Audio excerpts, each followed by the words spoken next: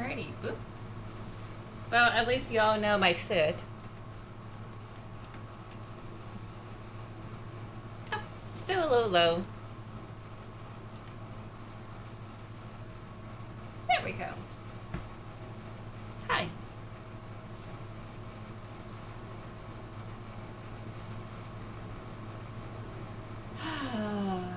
I had some plans this morning and I just didn't feel like doing it. I decided to just sleep in and just relax this morning.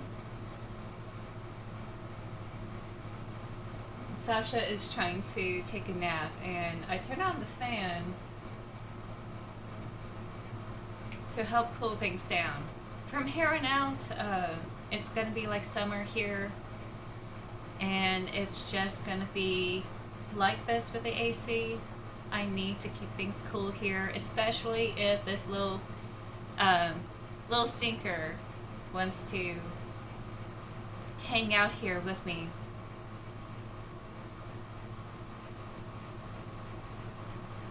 So I has to do it. I has to.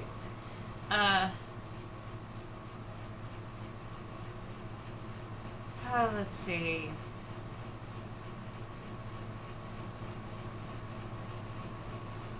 Thinking back about yesterday with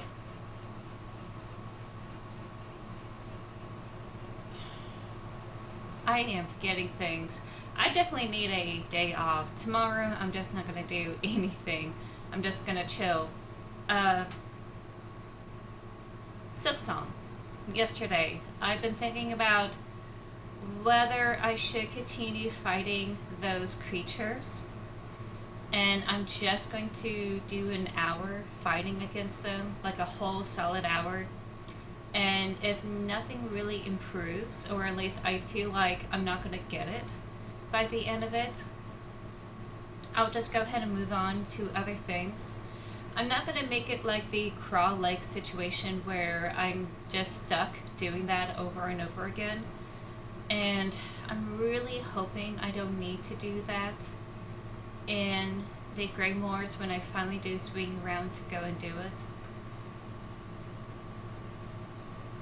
There are a few places I want to explore in the deep docks, and I want to check out a few things in the very bottom of Farfields. And then I'm going to swing up to Grey Moors, do the whole bit in the top section, because that's a place I haven't explored yet. Because I'm assuming that's where I'm needed, to explore.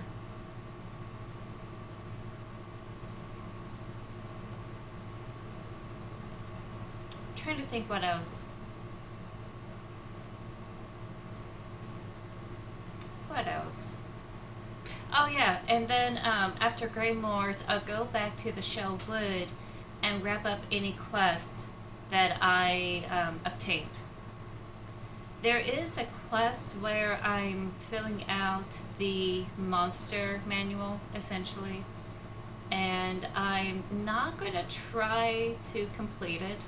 I feel that's a off-stream, post-defeating the game kind of situation. In many ways, I'm very glad that by having that one bell not rung to access that final stage, I have the excuse to really go back and fix everything, or look into stuff I had left behind, undone, solved. So that way, when I do defeat this game, I could just conclude this game and just feel better knowing that anything I want to wrap up, I want to finish, I could do it on my own time, and I could just move on to other things. Love this game. Love Silk Song very much. I feel like the storytelling in the environment is top notch. I feel that the denizens of this place is fascinating.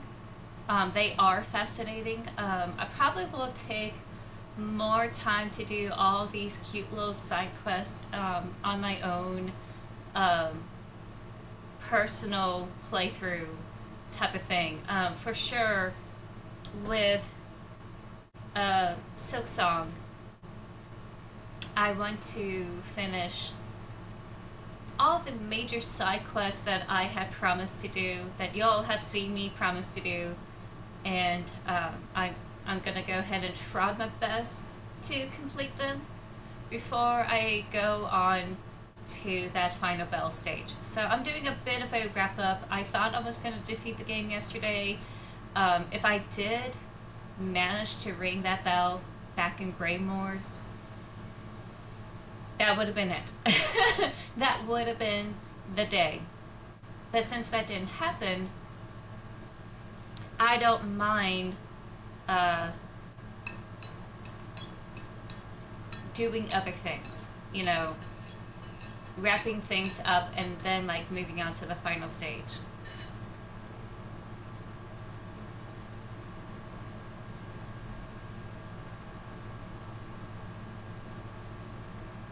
What I don't like is that there's no bench up there where I was talking to those two pilgrims that finally made it to the gates.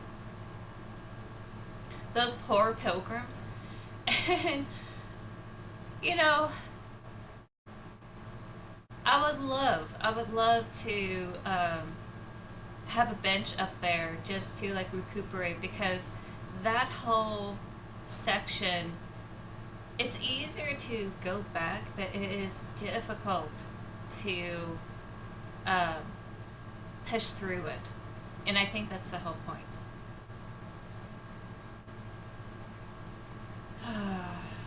So, those are my thoughts. I feel like it's going to be a couple more streams with Silk Song before I can finish it. It may be more depending how difficult the boss is. I really personally want to fight those mob creatures just to complete the mask. I feel that is probably more important. But again, if it's just not going to happen because I'm just not skilled or I'm just way too distracted, you know, I'm just going to move on. I'm not going to do the whole crawl leg situation.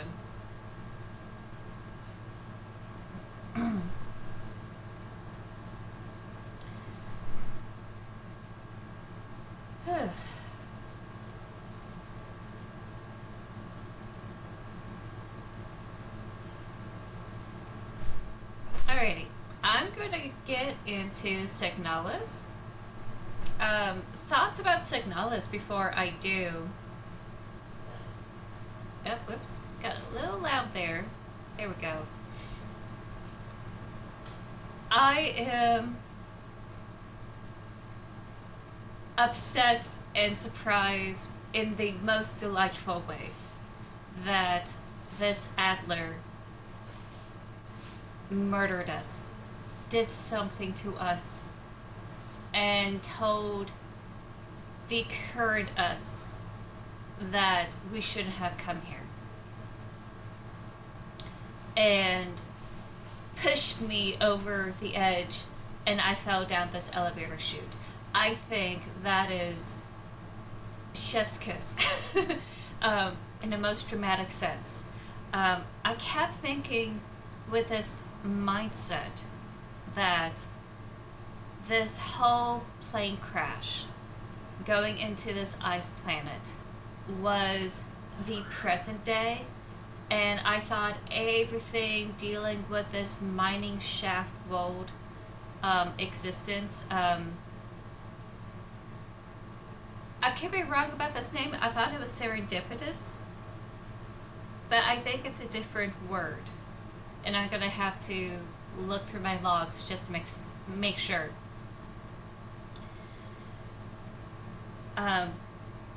But now thinking about it, ever since I got this clue that the flashbacks about this white-haired girl who is possibly the girl of Revolution, possibly this girl who um, did something, I guess. Somehow her memories were there and they were downloaded into the I don't want to say the eagle. The eagle model is the Adler model. I think it's the falcon. The falcon model that's supposed to be this like goddess that oversees all the Adlers, aka the eagles, of the respective colonies. Uh, Essentially, a queen bee. So all that memory consciousness that goes into this Falcon unit, um, they had mentioned that these memories are like suppressing her own, and it's getting difficult for her to know what is hers and what is not. And she kept talking about this white haired girl, which I'm assuming I am too. For some reason or another, somehow Elster is having memories of this Erica, and I may or may not be Isa. Somehow, the memories of Isa is dealing. I don't know if the memories of Isa dealing with a white-haired girl named Erica is the same downloaded memories that were put into these falcons. And I don't know.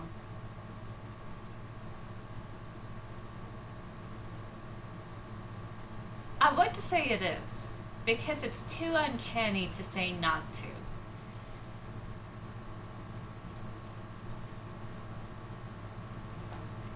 It's a little bit confusing. Okay, it's a little bit confusing. I may have to like step back and think for a moment.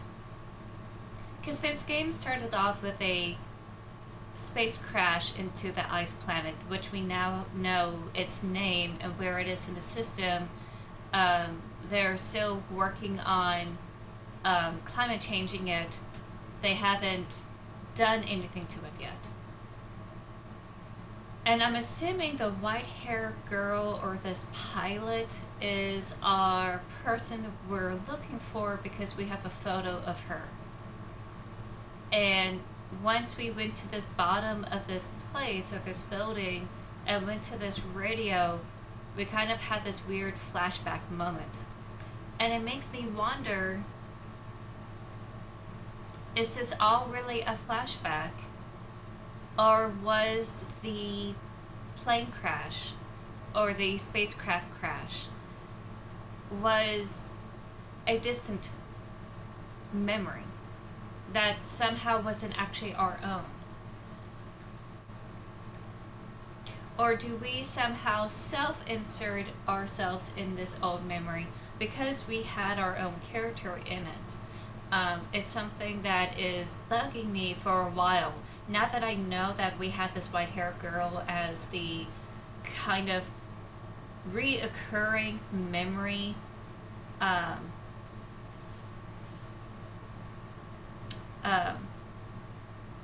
shoot, not motif, but it feels like a motif.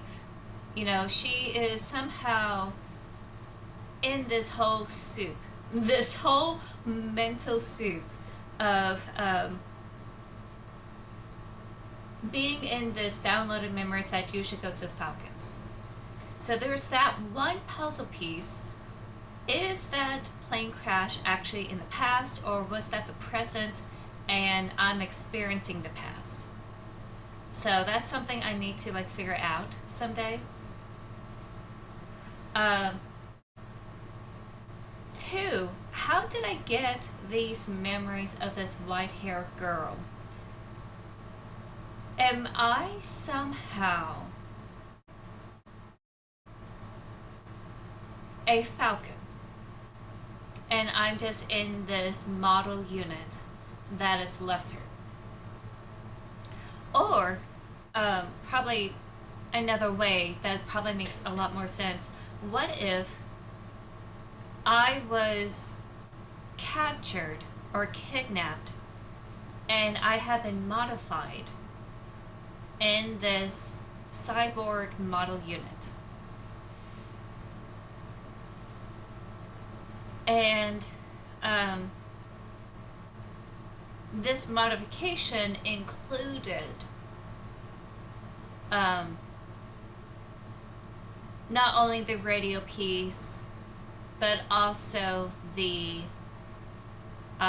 memories of that white-haired girl. That usually is for the Falcons. So what if illegally I obtain these things because of the resistant movement that has been going on? I'm assuming that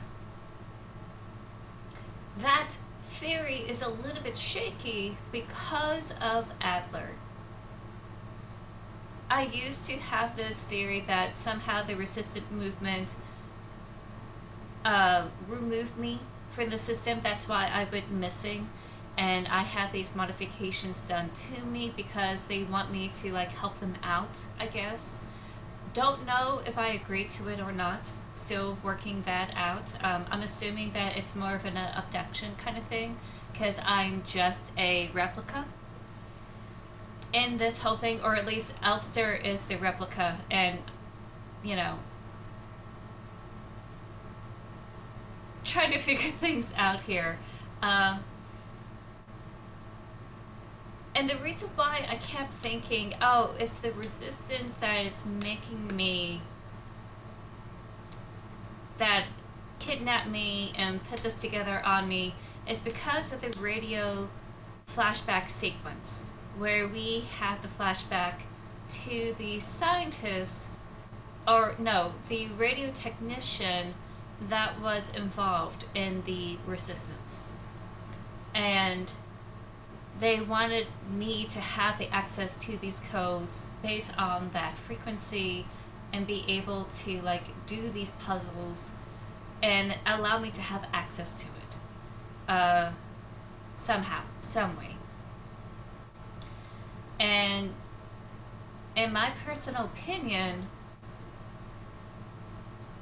that flashback isn't part of me because I found that stone. And I feel that stone is going to be like that electromagnetic trigger that creates a whole sleeper unit kind of sequence where, okay, if you have this stone, it will trigger this memory, and thus you'll be able to access to parts of you that you had forgotten, that we inserted inside of you. And you'll be able to access it and do the things that you need to do. So that's why I'm still hanging on to the idea that I'm been modified by the resistance group, and that's why I was missing. The whole Adler thing kind of like threw a wrench, as well as the experience with the Falcon, Sleeping Beauty, where Adler did say, you shouldn't have come back here. There was a flashback where we were Isa. I'm assuming that we are Isa until I'm proven otherwise. Because they did say that all Gestalt officers will have some biocomponents put into this endoskeleton matrix that creates the replicas. So I'm assuming this biochemical component is what is creating memories of Isa with Erica. At least that was my theory. That was my theory until the Falcon thing happened. So because of that mindset that I had for the longest time, I felt like, okay, we, Isa, our prior body, our prior name, did something to upset Adler that he was trying to kill us or whatever. He already took over the base. Yeah, yeah. Um, there's a funny thing. It's been documented. My father was telling me this, like last week or so, when I was telling him about this game, this like really fun, trippy game. He said that there's been reports of people who had received their organs that were donated to them, some weird flashbacks. And this heart patient had a memory that he never had. And he swore up and down he never had it. But he had this memory of going to this beach, having fun with his family, and just having a wonderful time. And this dude swore up and down, I never had this memory. This happened because I had this heart inserted in me. So me and my brother, when we heard that, we said, oh my god, it's a heartfelt memory. And that really changed my perception about like how we store memories. And I like that they really took it to the extreme in this game, in my opinion. I think they took it to the extreme, but now I'm like reanalyzing my viewpoints here because of some developments that happened in the prior game.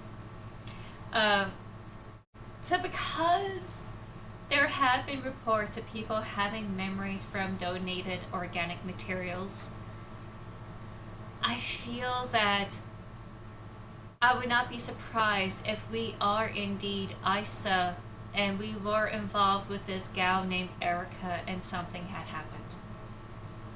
And I don't know if it's from our biochemical matrix or it's from the downloaded memory that happens to echo Falcon's memory.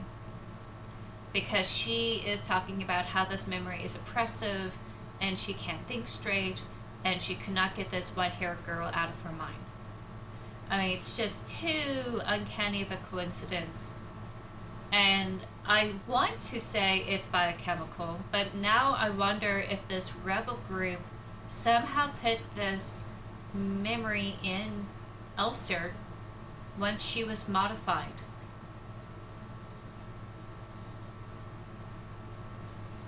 I don't think the person we're looking in this mine shaft place is involved. I think she's totally out of the loop. She seems to be innocent in everything. And the only thing that she had done wrong was having this music box or like this treasure box of stuff. Wait, hold on.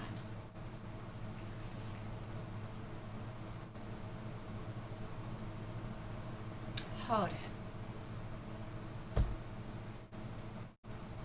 That's where we got the stone up at the radio.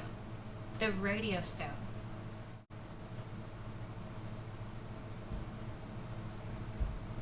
I was supposed to access that. And she was wondering why I wasn't there. You know, this whole time I thought, oh, I miss Elster. She's my buddy.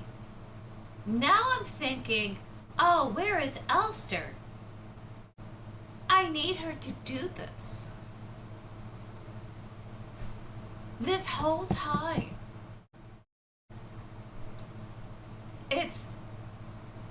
I keep thinking replicas are viewed like humans. And I keep forgetting that there are some people, probably our partner included, will see replicas as droids. Like cybernetic droids that go and do the work. We're buddies, you go do the thing, I just oversee you, we get things done, let's clock out. No real connection. And I feel like maybe there is a reason why that, she was wondering about where I am so I could get that stone about the radio frequencies. And I was a little too late because Adler took control and was adamant about like shutting it down, and he was able to. We were late. We failed everyone. We are the linchpin, and somehow, some way, we failed them all because we went missing.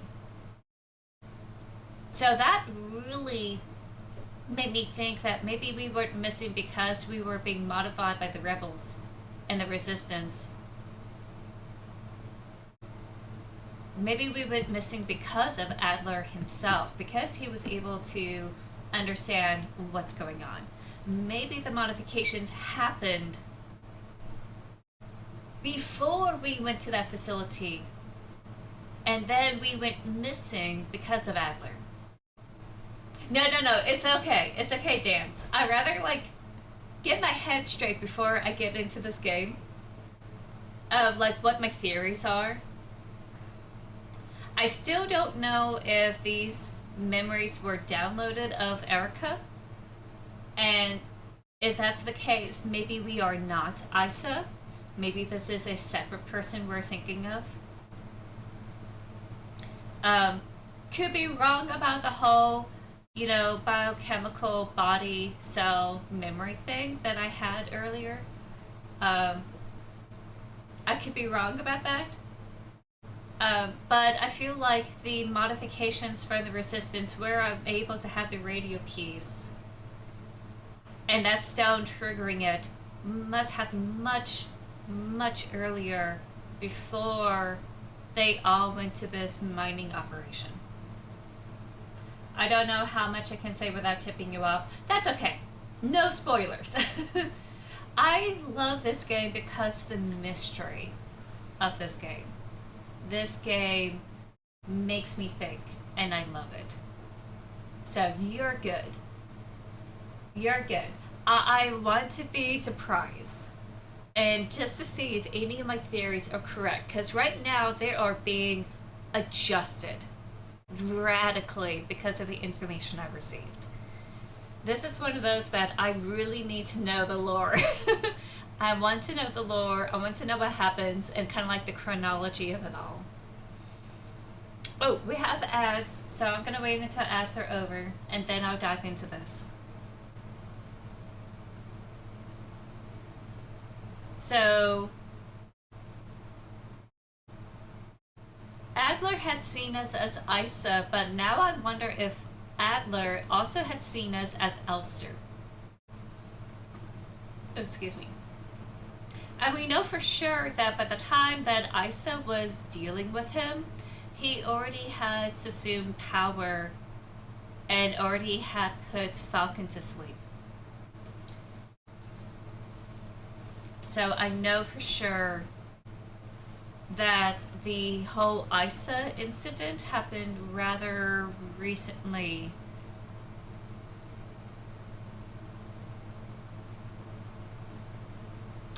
Ooh, now that it's happened recently with Isa, with Adler coming after her and shutting Falcon down, I don't know if Isa actually did. No, wait. We did interact because of the library flashback. I'll take that back. It must be recent. There is a flaw. There's a little flaw about Erica and the Falcon model receiving information about the Revolutionary Girl. Maybe I was wrong. Maybe the white-haired girl is going to be different for each model. The lore is heavily debated and interpreted, so you're doing great. Oh, good. I will say there is a little bit of a kink here, where if we're talking about the time frame of when Adler dealt with Isa, and Isa is trying to find Erica in the library. I could take it in two ways. Um, and also roping in the Falcon having memories of the white-haired girl.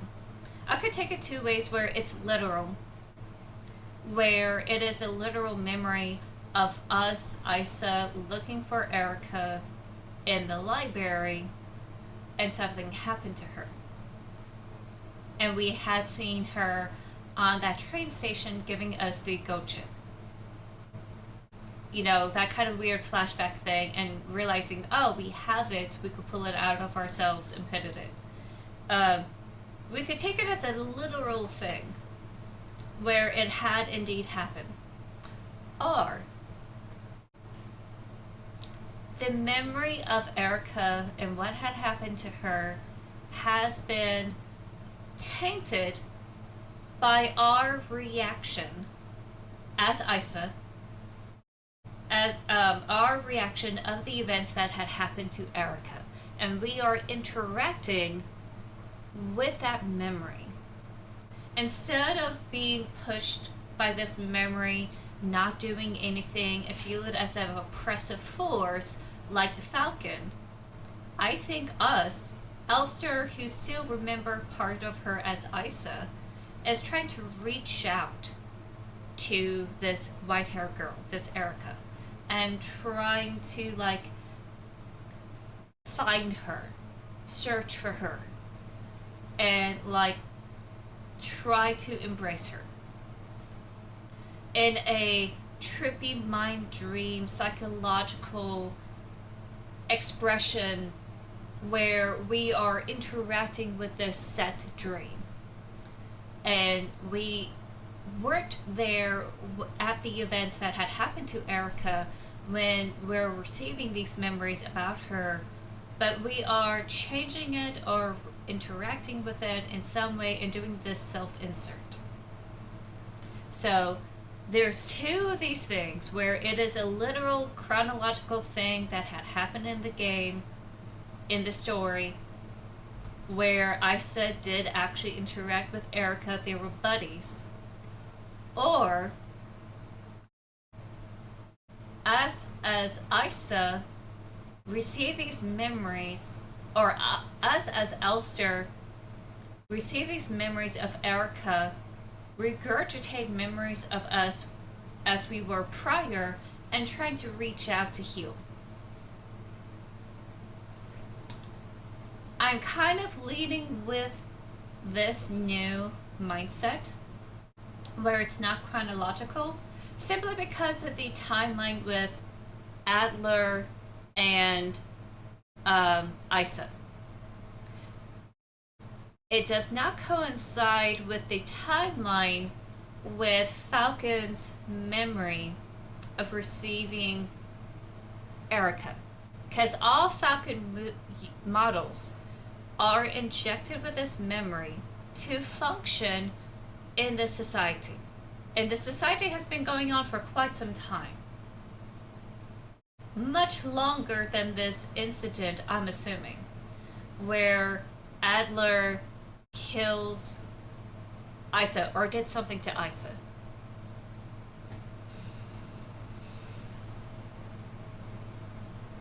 Because this Falcon is already sleeping.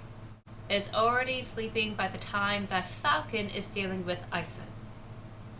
Or Adler is dealing with Isa. Because of that, there's no chicken and the egg kind of situation. We're trying to make these chronological, where we have this actual girl named Erica, this actual girl named Isa, and they had interacted. There's no way that interaction as their memories would have been inserted into the Falcon machine, and also have Adler deal with Isa at the same time, because the Falcon machine should already be under. And they made that note before they were put down by Adler. So this is why I'm kind of going for that more psychological interaction, where we are looking for that white haired girl.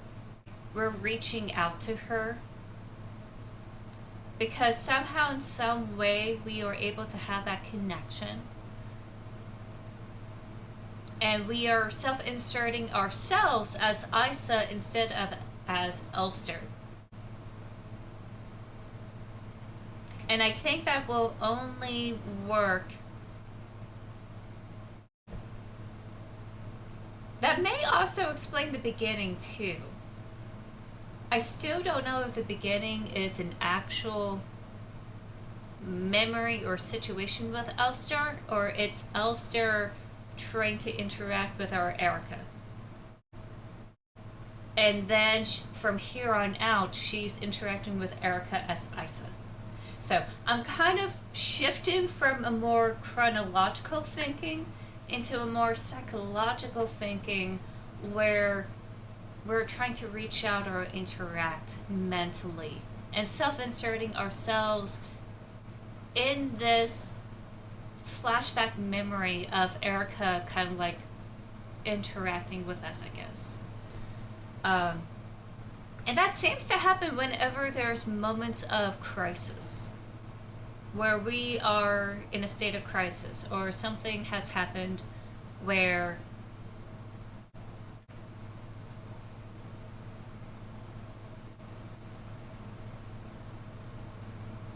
we were in big trouble, like Adler pushing us down the elevator. So that's kind of my mindset right now. I think that she wasn't missing by the rebels. I think Adler made her go missing. I think the rebels roped her in before they went to this facility. I feel like our partner is involved because she had the stone in the little box. That stone helped us get the radio frequencies. I also believe that we are too late to help because Adler already took care of the rebels. And the facility just got consumed by this virus, which is a nice layer touch. And I also believe that the memories we have of Erica, we're interacting in a psychological way instead of a true chronological way. There is a mystery with Erica, and we're trying to solve it and trying to reach out to her. And maybe we're having a hard time of it because we're not a Falcon model. So I'm going to get into this now. I think I got it. Got my theory for the time being. And I'm going to try to make this game happen. I love this. I love this game.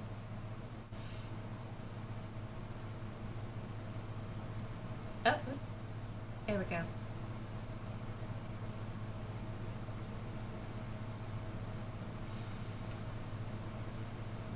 Because it is a psychological horror as well as like a zombie horror, and it's also a techno horror along with it. I feel like techno horror does best if you throw in a psychological element. I did that in the Mannequin Queen, where there is an element of that's impossible, you can't be doing that type of sequence. So I feel this is more psychological. Thank you for the unicorn power. Not gonna do the hydrate and stretch right now. I will have to like return those points to you. Definitely would do that in the middle of the stream.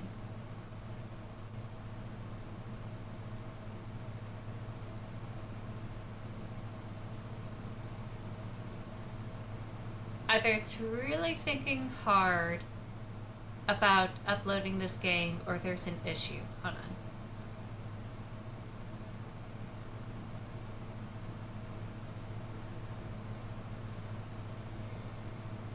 Oh, wait. Oh, okay. Steam is trying to come up here. That's why it's taking so long. I do need to, like, clean out my computer. I think the front end is dense with cat hair, and I need to like remove some of that. So that's going to be my task tomorrow.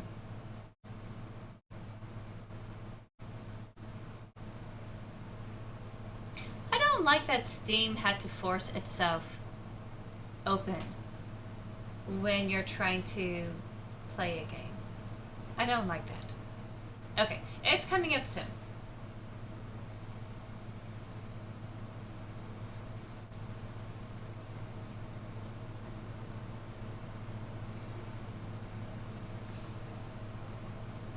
I'm very half tempted to do like a YouTube video on the lore of this game and the different theories and try to posit my own theory and just like discuss it a little bit further. Very, very, very tempted to do so because I love this so much.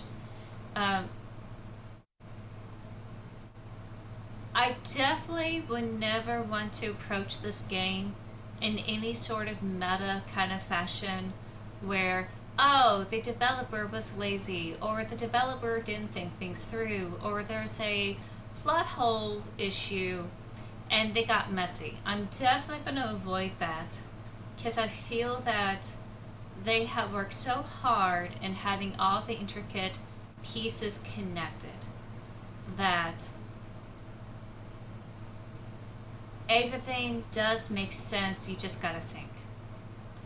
And that's how I'm gonna approach this situation. So if there's any theory out there that says, oh, the developer is not good enough, or whatever weird theory that is, I'm just gonna say no. Oh yeah, I want to do that video after I'm done playing this game, for sure. And I may have to like do this game multiple times just to like understand, because I'm sure that I missed stuff. I have a tendency to just run through with minimal effort, minimal stuff. I do that all the time in RPGs. I'm not a completionist, but I may try my best to do so with a game like this. Simply because it is fascinating. Also, we're working with Profile 1. And I don't know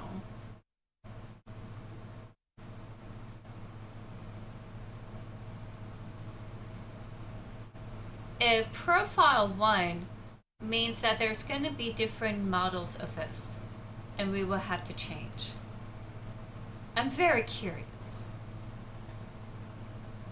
Because if I hit continue,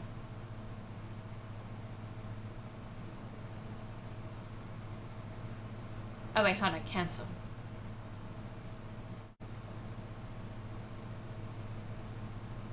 If I hit click, let me get back into this real quick here. I'm sure you guys see it.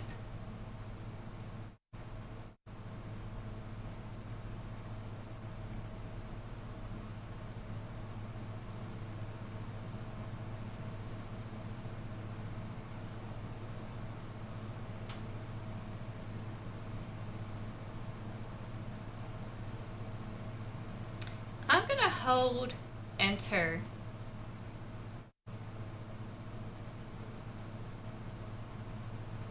See if we switch a profile.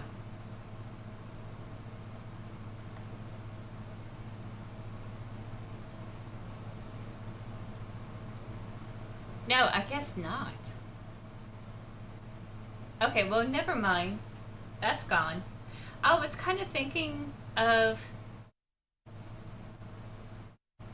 the idea that we'll have different models to go to. Kind of like Ruby Red.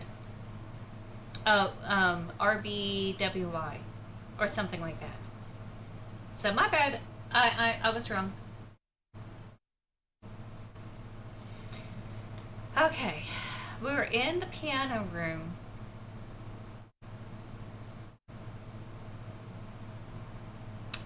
how scary this is.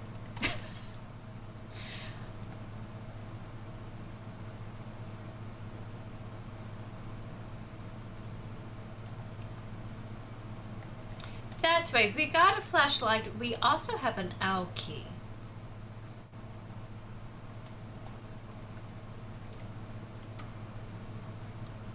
Is there anything that I need here?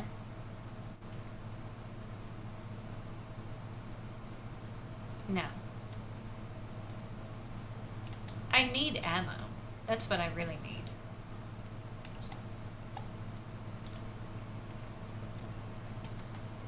And I read this. I think we are a Euler. Pretty sure.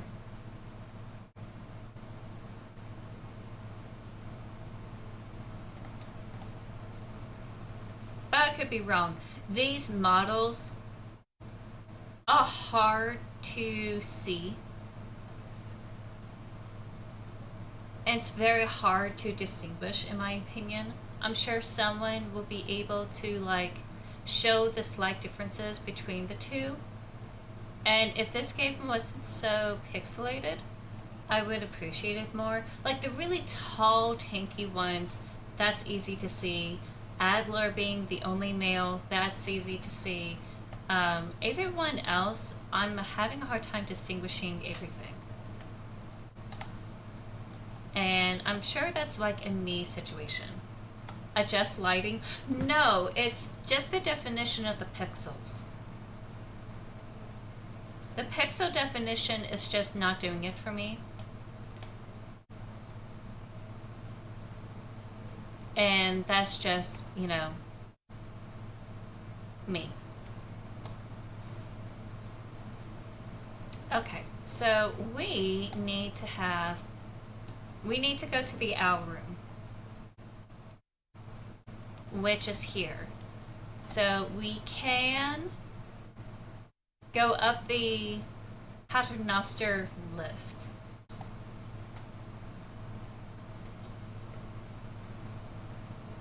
And go up. But part of me kind of doesn't want to do that yet because there's the protector office and we now have a flashlight. So I may regret this decision, but I'm gonna go there.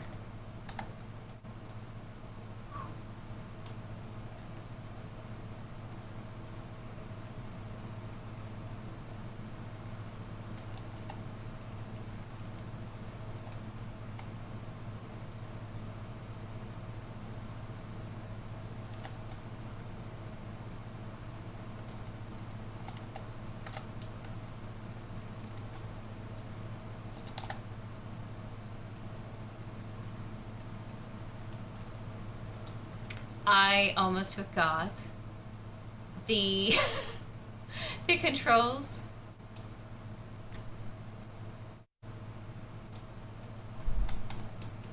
Okay, just looking for more clues. Nothing here. Gonna go on. Lower, maybe? I'm gonna turn this off because I think there are a little light sensitive.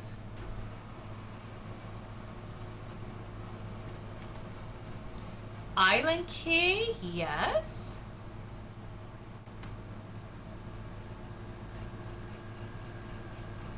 Colibri in the management office. One of the colibris has holed herself up in the management office on the 7th floor. I've seen her in her illusions sitting inside the room, crying. Which one is the real one? I think it's because of that painting in there. Whenever I was close to her, I felt like my mind was being assaulted by the image of that island. Oh my god, we do have the island key. That's the island. That sensation was strong enough to make me hurl. Is there a way to neutralize the transmission? Maybe some sort of feedback loop of frequency of her control signal. Hold on. Where have I seen that?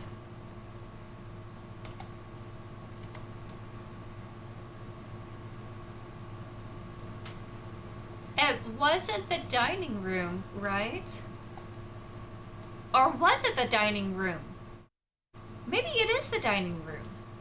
Oh, no, there it is. It told me. Okay, it's in the management office. My bad.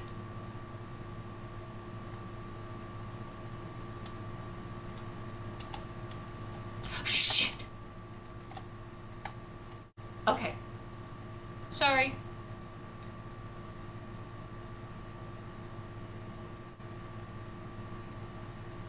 I'm gonna wait it out. I know it's dark, Giggling, but I can't go in there with a flashlight. There's a pizza that I gotta have.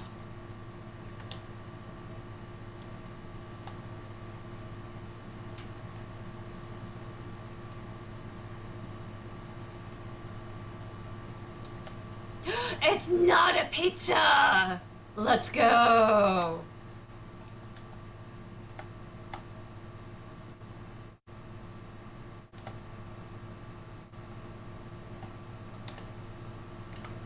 Oh shit! Click the wrong one!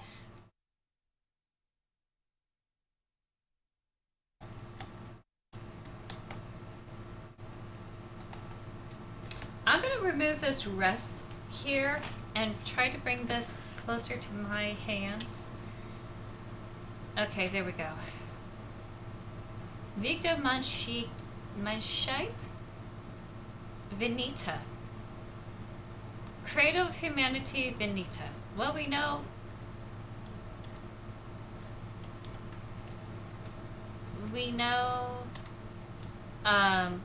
that's where the main government is. Hunter's Key. Who? Oh, Hunter was the a padlock key. Tag says Hunter. Okay. Doesn't say that, it says Josie. But sure, I'll take it. Okay, so we got a bunch of goodies in this room. Nice. I just gotta get good at running. So first, I need to go to the island and do that whole thing. I think it's another memory unlock. And I need to go take the lift up to the next floor. Check out the repair area. Swing over to the owl place, then go to the post box. Or at least go to the post box, then the owl place. So we have some errands we could do.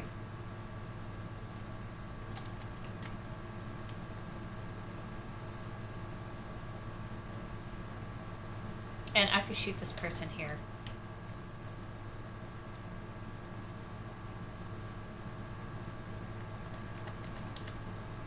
Oh, thank goodness. How many shots do I have? 0. We are done. I'm gonna save. I'm gonna save. I'm gonna save.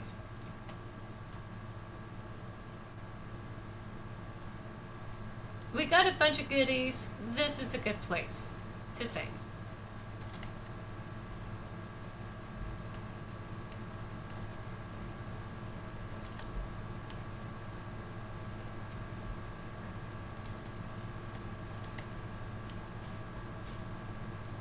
Okay, here we are. Use island key. Yes. Pick up workshop key? Was there a workshop place? On the 6th floor. Hold on.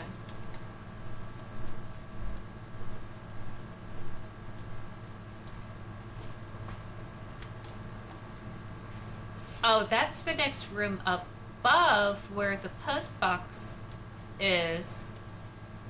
That's the hallway, so we can go there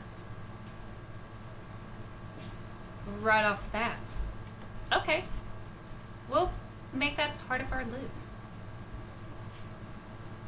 So, workshop Alkey, or workshop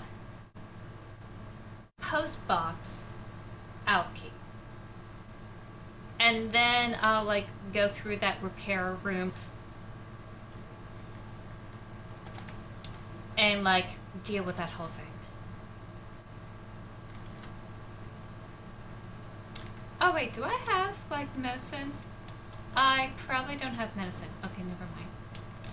I'm gonna have to be careful.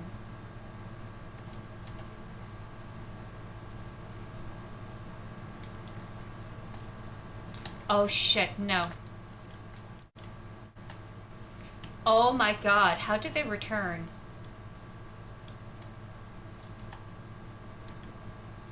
There's a star. So a star kind of has a cap with, I guess, really cool makeup and a black collar. And then there's a starch with a white collar. And I'm assuming starches are the tanks. Oh well, they're my superior officers.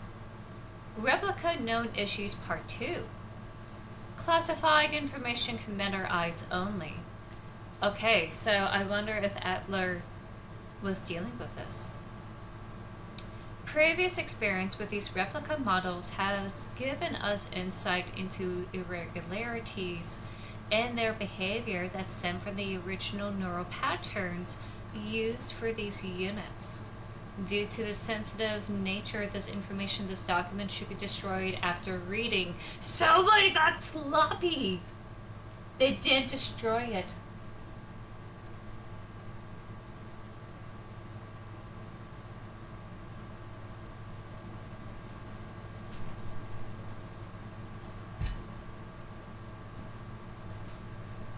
Star. Despite their normal laid-back demeanor, stars have a strong internal hierarchy, which is important to take into consideration when promoting units to officers. Not promoting a respected unit or promoting a unit low in status can lead to friction within dorms. Stars will occasionally develop in-group rules involving physical punishments. It is recommended to allow some officers to own military weapons as fetish objects to stabilize their persona. I have not considered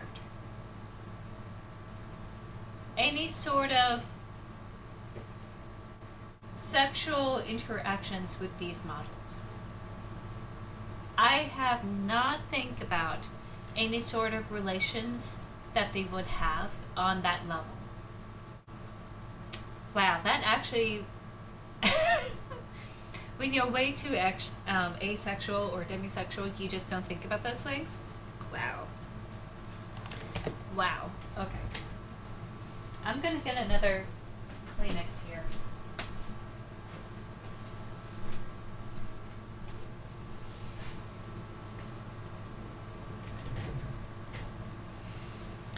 Okay. Fetish objects. Never would have thought of that. Ever.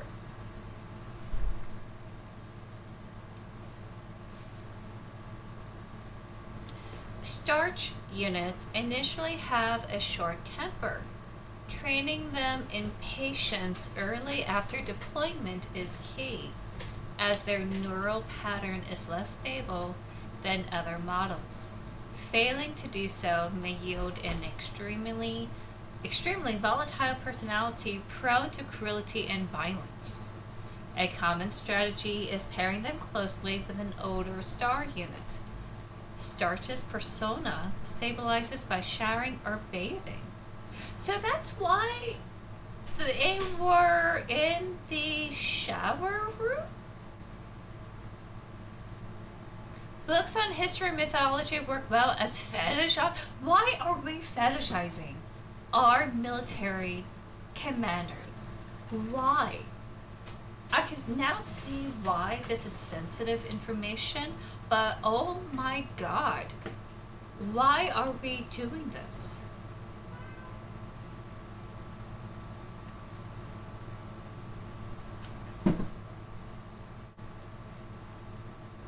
Hold on.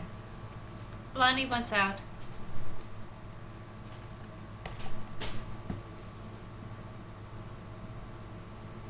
Oh, I think they did let her out. Hold on.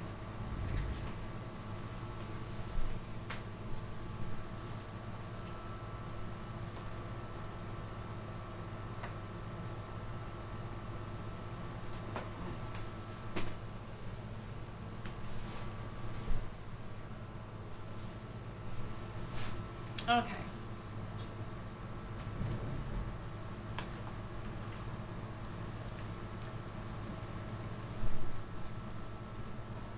So, I guess these are objects that will help her um or help them adjust, I guess. But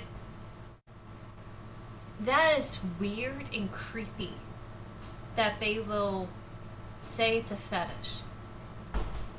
And it makes me wonder how effed up this is. Where everything that you do as a behavior is already calibrated and known depending which model that you are. And they already know the adjustments needed to keep you in line, down to even like your basic needs.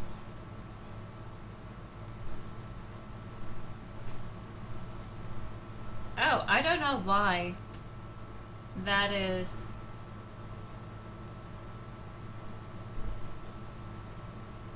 Well, okay, I think I do know why. Fetish as in talisman or symbol.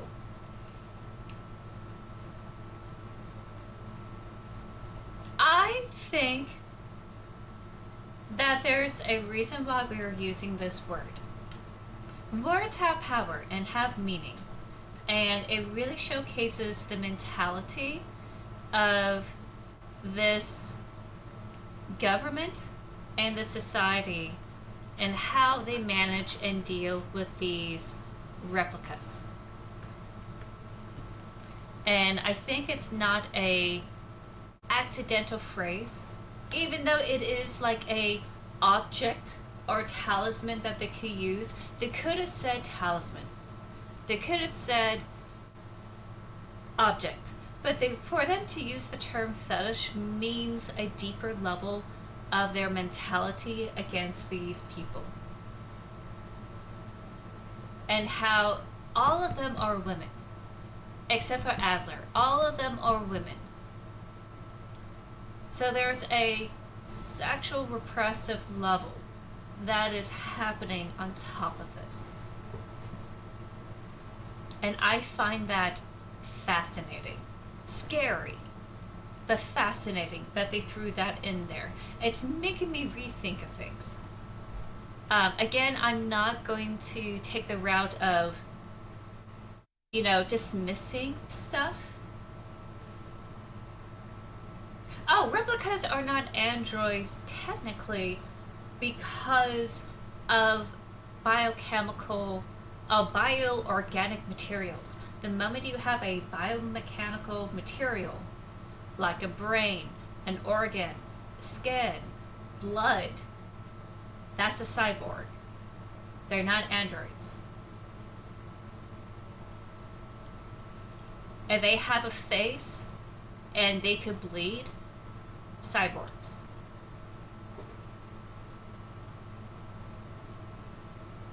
I don't care what they say in the game. That's the only nomenclature I would not bend on. That does not dismiss about how they treat these people and how they say, yeah, go ahead and give them a gift to sue them into compliance. And instead of saying, any of the words that we're using, like symbol, talisman, object, Bible, whatever it is, we're using the word fetish. And that is freaky dinky and telling. And I think that is really speaking of the whole government structure of this game. A small radio broadcasting unit is set up to broadcast the tape decks input signal on frequency 142. So we need to activate our radio.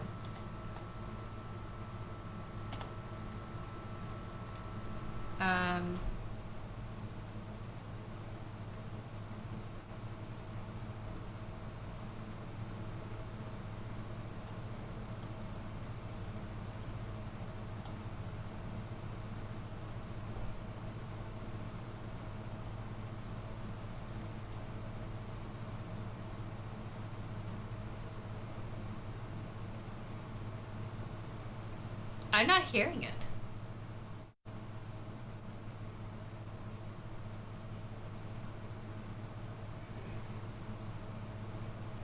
Audio tape deck unit wired up to the broadcasting unit if I have an audio cassette of public habits content broadcast on the radio.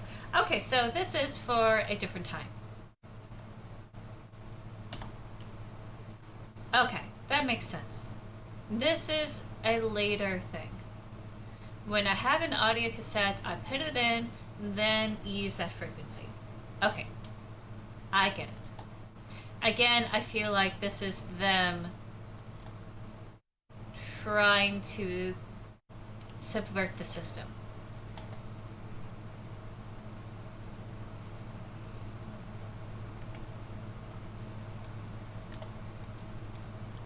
Let me go to the shotgun here. Oh. Then what did I pick up? Revolver? Another revolver. Another revolver thing. Okay.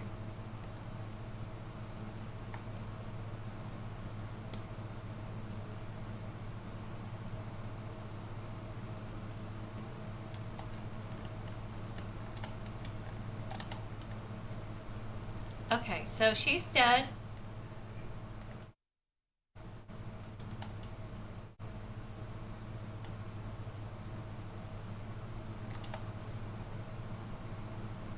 Shit. Oh my god, it's because of my flashlight.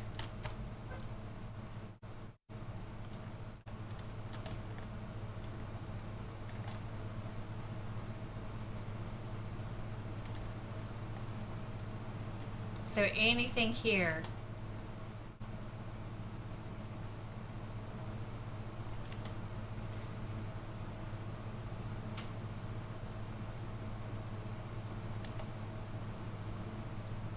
Okay. Weapon case and adhesive tape.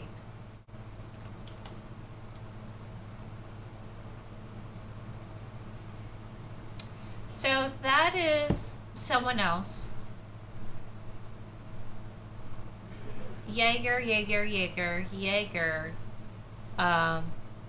Starch. And then star. But it's a star of a different sort.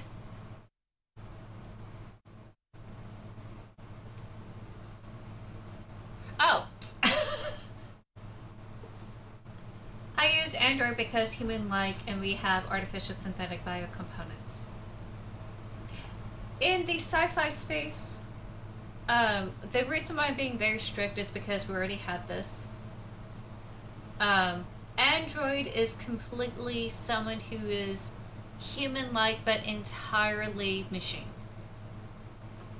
Completely machine, maybe even nanotech looking synthetic materials. You know, you can go there. Cyborg, you actually have human biological components. The reason why we have Detroit Becomes Human as androids is because everything on them wasn't organic at all. Even their skin was synthetically constructed. So I'm going to be pretty strict on these nomenclatures here. They're cyborgs. Because we have a brain, because we have skin matter, and we have blood.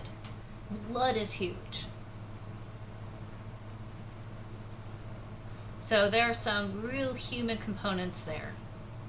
And they did mention in one of the notes that when a Gestalt officer dies, they become a replica. And they even phrase that Gestalt officers are prototypes. Because they think that a replica is the final form.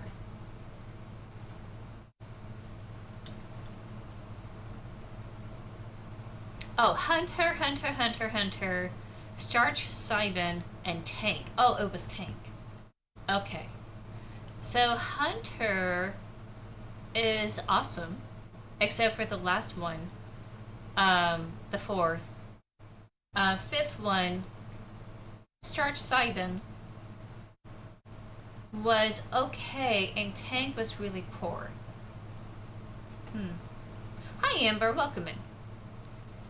This is amazing.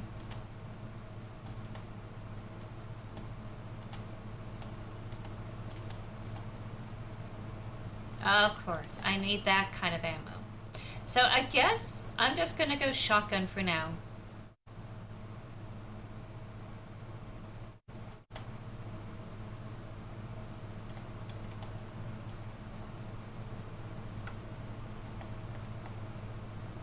A secure storage box for pistol-sized firearms locked with a small padlock. Combined with... Yes! Oh my god.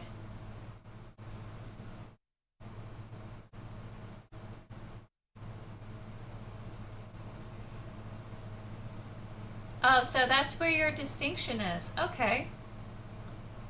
For right now, I'll leave that be.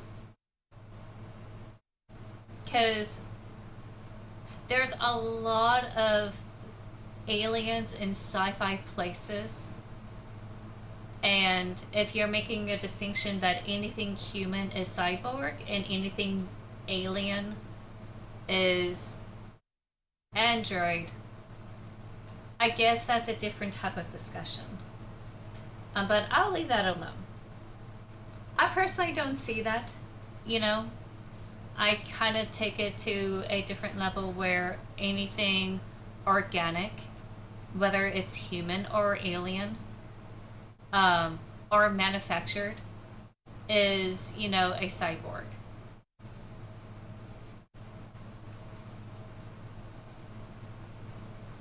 Like, Data is an android.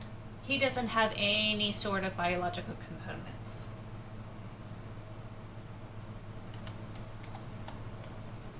It's already loaded.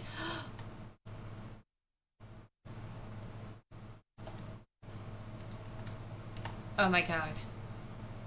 Oh my god. Now, what do we... Yeah. What if... Did you say Hunter? Yeah, it's this. Hunter has been this amazing shooter. They got a revolver. And, they were able to get 60 out of 63 out of 4 times, which is a lot better than the Storch units and the tank units. And I think it's because of their revolver. Oh. I'm sorry, that's a trigger. Please understand that, you know, there's no similarities of the two. Where are you?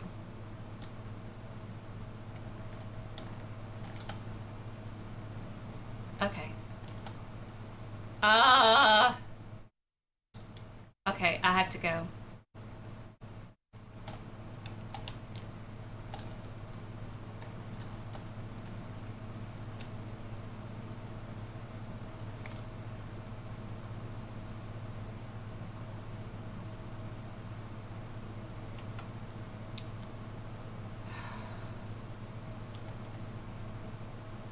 what is the tape for?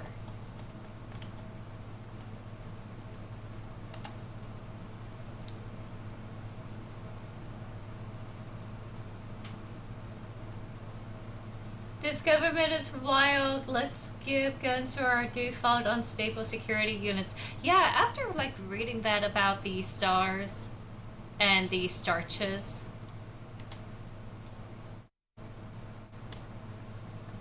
it's kind of wild.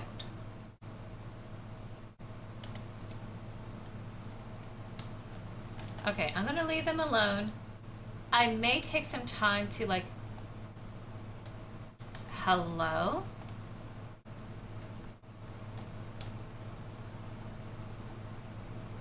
There was a drop?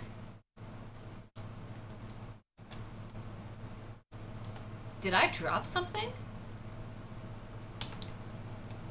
Did I drop it? Oh God, I did.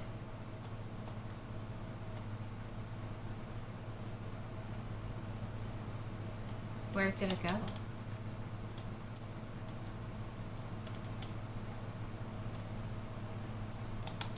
What? How could I drop that?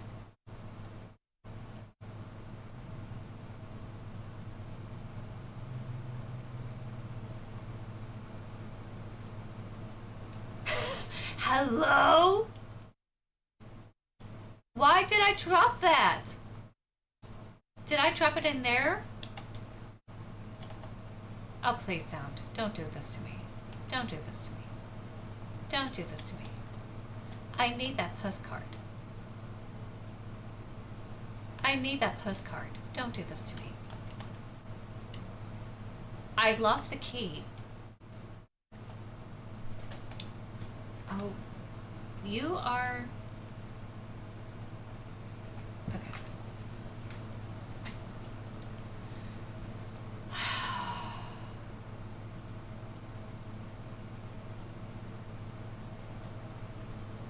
I don't know what I did wrong. I dropped it here. I don't know what happened to it. I dropped the key. And I'm really beside myself because I want to find it. It also reminds me of, hello friends and welcome to another video. I love her so much.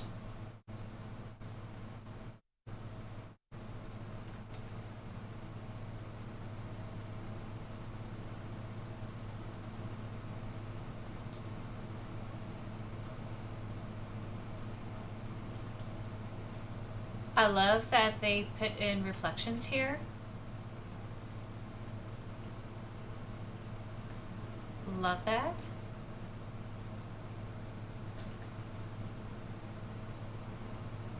Ulin leader. That's an owl. No space to care. Broken mosquito. No!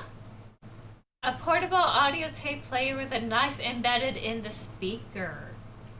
Oh, God.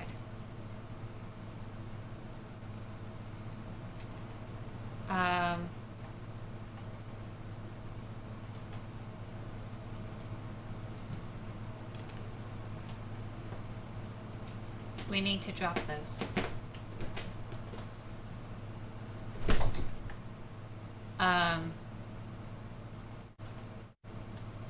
Crap.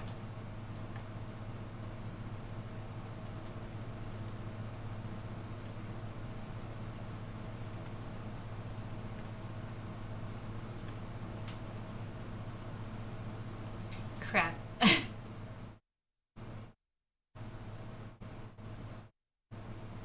I can go to the storage upstairs. I can do that.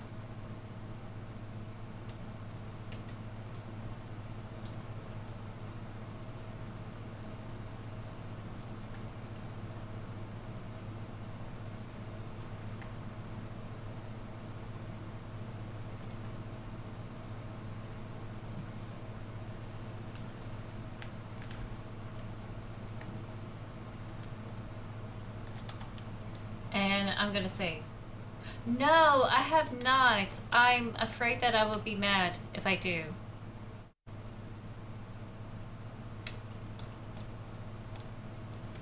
I'm actually going to store the pistol.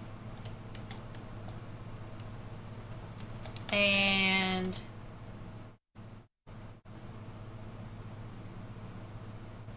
do that. Gonna save.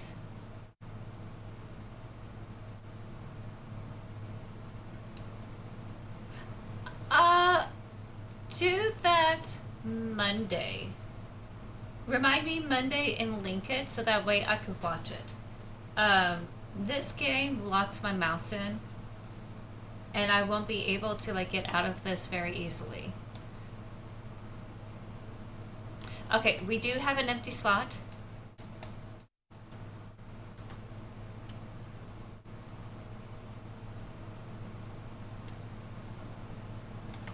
Yeah, I don't mind watching that on Monday. Definitely Monday.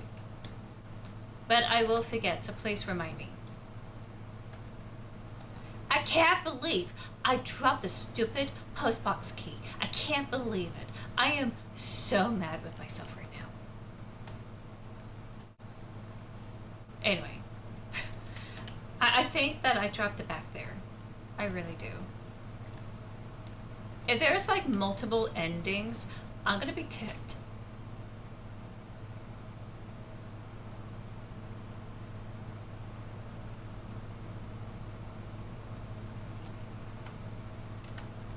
Oh well. Combined with a tape. Yay! Isn't the shiny on the floor the key? What's shiny? What's shiny?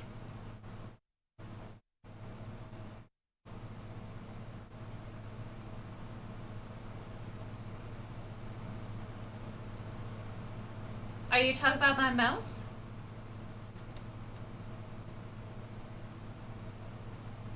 Okay, if there is something that you're seeing that I'm not seeing, please let me know.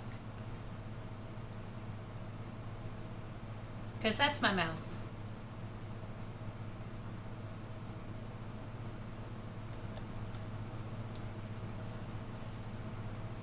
Oh, okay, okay. I want to try to find it. I do want to get that. So bad. And I don't know what happened to it.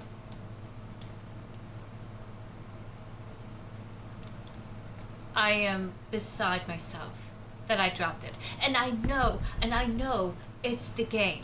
The game is doing that on purpose. I know. And I'm pissed. I'm very pissed off.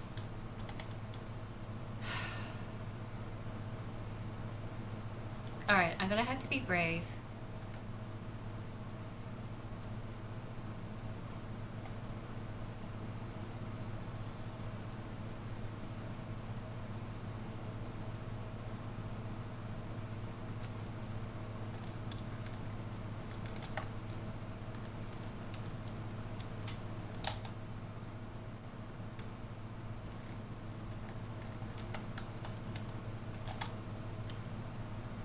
Oh! Thank goodness. Oh wait, I have a full inventory, right? No, I don't! Okay.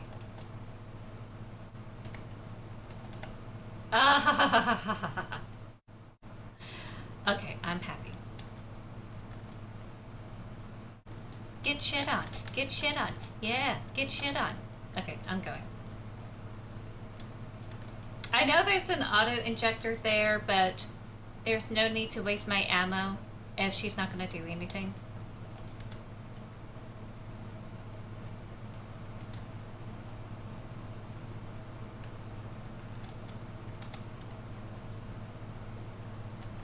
Wait, this is the room with the owl, right? Or, the archive. Okay, I'm in the right place.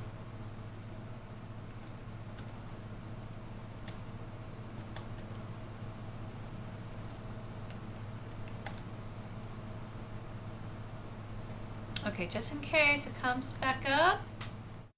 Wait. Where was I supposed to go? It's supposed to be the radio room, right? Oh, wait. Did I went to the wrong place?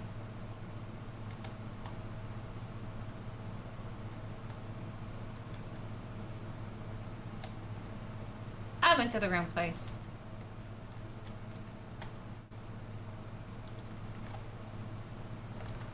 It's supposed to be here.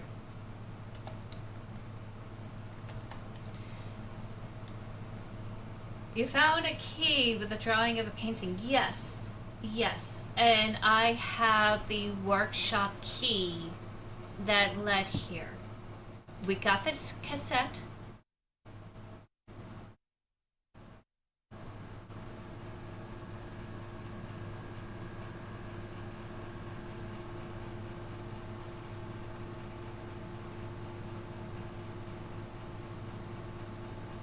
So I guess we need to hear it in this frequency.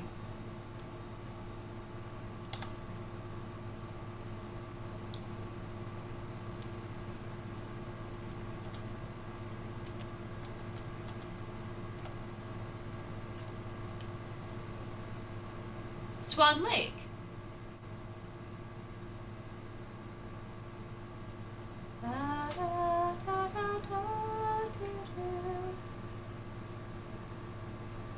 No, wait. Amber! Yeah, no, this is Swan Lake.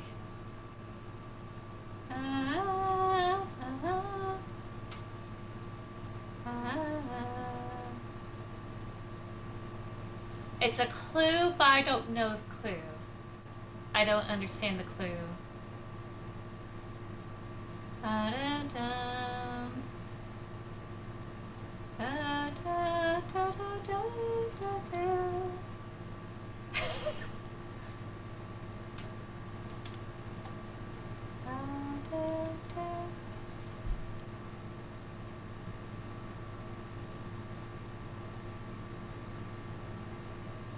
The flutes are really loud in this version. Oh, thank you so much for the redeem. Thank you.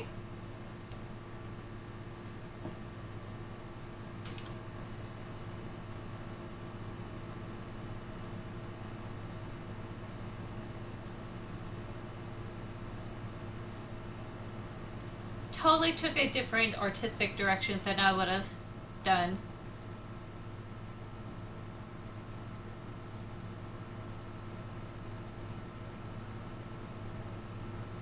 I would sit here and listen to this all day. I gotta think where I need this. Was there a Swan Lake?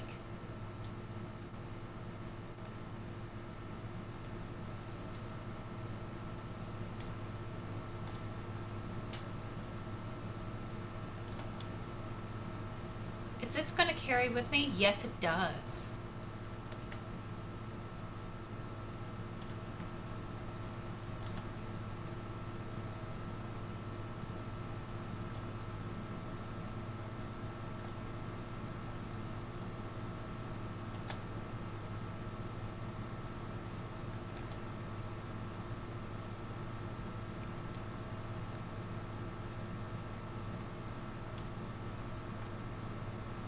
This is something they're working on.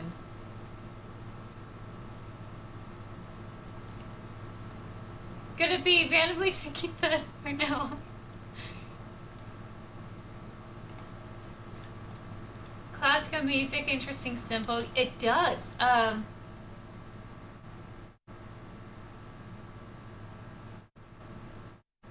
It goes with that island. But the island is not part of the play.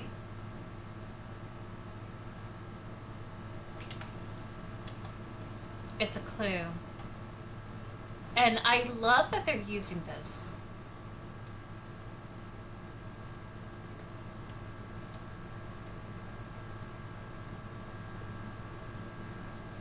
Oh my god! Okay, hold on. The reason. Let me turn this music off. the reason why this is the owl room,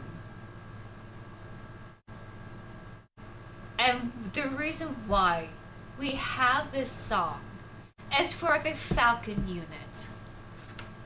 She had a doll totem in her arms. We need to play this song for our Sleeping Beauty, who's really a sleeping swan. That doesn't sound as majestic in the way you phrased it, but like, this is for her. This is for her to wake up. This is how we're going to wake up our Sleeping Beauty. I'm going to do it. I'm going to go down there, and I'm going to regret every single decision I made, but I'm going to do it. I got a princess to save. It makes sense. It makes sense. Here I come. I'm gonna ignore the hunter key. Wait! I already used the hunter key, not for the padlock locker, but on the gun. I already used that key. So what did I drop along the way? That makes no sense. Okay, anyway, I'm going.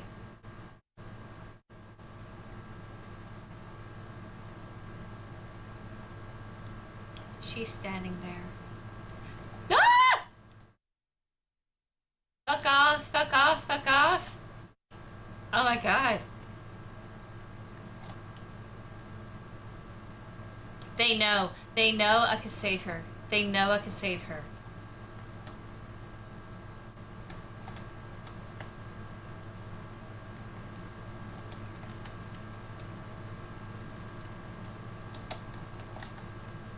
I don't care. They're all awake. They're all waking up.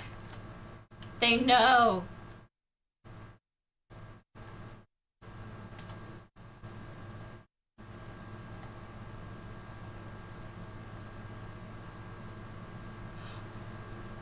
It wasn't for her. It was for the thing.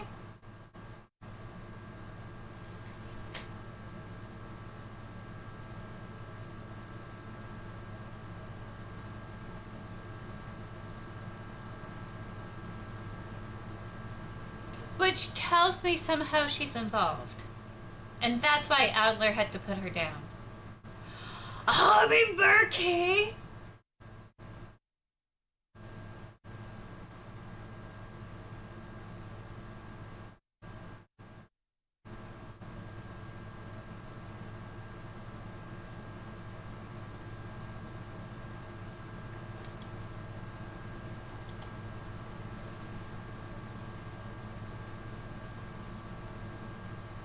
She's part of the resistance somehow, and Adler took her out.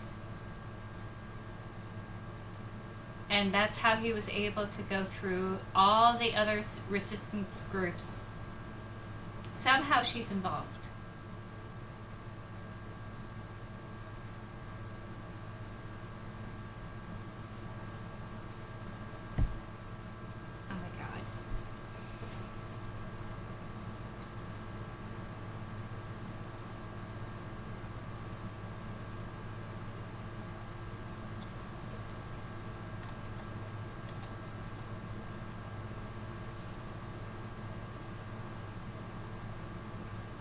Is this in Adler's bedroom? I have to wonder. Now there are two places here I wasn't able to go through, and I'm gonna have to figure out who has the hummingbird key and explore the rest of this place. But if a falcon is sympathetic and is willing to help out her underlings, and he did a coup to subvert her authority, would it behooved the whole society to allow her to do it because she has the updated memories or downloaded memories of the revolution that based their whole society? Okay, it is in spoilers. Okay, shoot. Remember how we talk components and memories? It would be a wicked thing to use the bug as a feature to get resistance intel.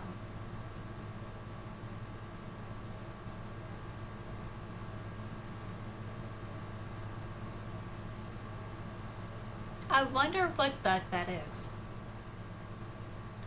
Now, if we are talking about bug as in spy bug, like a radio piece or whatever it is that we are bugged up, where they're able to listen in on others. Uh,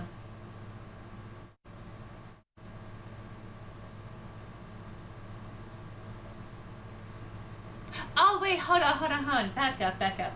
You meant the actual insect bug to get resistance intel. That would be smart if you're able to control it. Which makes me realize I didn't see any flies over discarded refuse so far. This facility is free of insects that I remember. I think the sewers probably had insects in it. Oh yeah, the whole fly in the wall. That would be wild. That would be so wild. Okay. And they stop. And they stop. And they don't stop. Okay. I'm kind of like saving my ammo here. It's locked, requiring library key. Okay. So let's go to the dorm here. I may have to shoot my way through.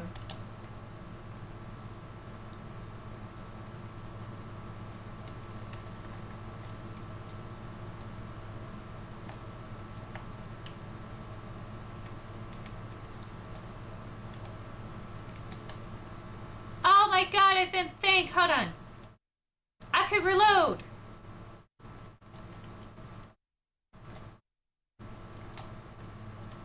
Oh my god, I'm gonna die here. I died. I lost a lot of progress. I lost a ton of progress. And I forgot where I was. I didn't save. This sucks. I'm gonna have to look at my inventory. I did not have the cassette. I did not have the... Okay, I did have the revolver. It's already loaded. Bullshit.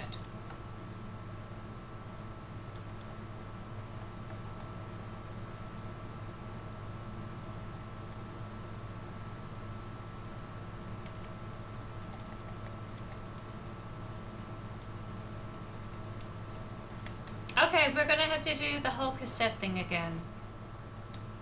But I remember now that the key was for the gun component. And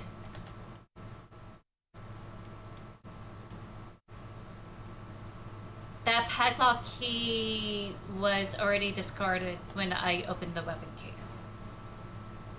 The cyborg do have memories from biocomponents, which is why they need teaching and symbols. If you stuff a cyborg full of capture resistance member, how much could you learn? Which really speaks highly of how effective he was able to get information from just normal tactics of torture. But the way these things are acting, especially with how Elster is acting, Elster is having issues with her memories and being jumbled. Probably because she was like damaged to begin with. But to have those memories transfer over to these, in this world, replicas, I wonder how much of it has been suppressed and redone to suit their model's basic nature.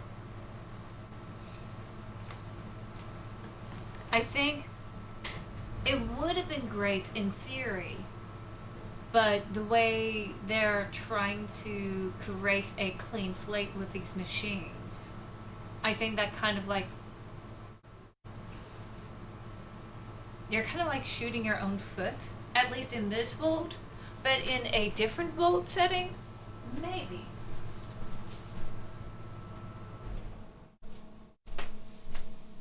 Maybe in a different world setting where you're not trying to have a clean slate model unit, you might be able to have that as a setup. Okay, I'm gonna have to shoot her.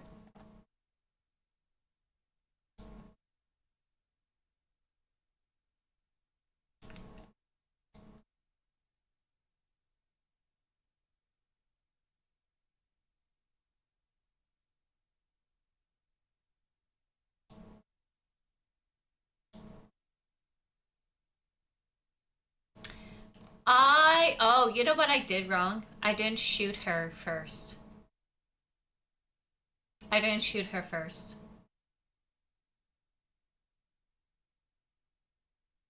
Again, this is really going into play with the whole idea of making humans as machines and like removing their sense of humanity because that is the authoritarian nature of the government.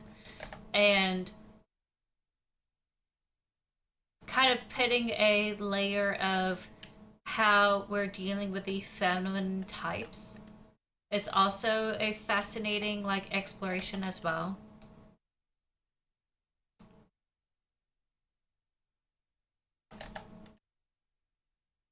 I imagine the evil government would have qualms about cutting corners involuntary by. Yeah, because there's going to be a level of messiness. Because you are still having that human element. And most people do not care for the regime that they're living in. And there's going to be at least some subconscious nature of resistance simply because it is such a tiring, defeating kind of lifestyle. And you just don't put in the extra effort to like in your work and what you do. You just don't.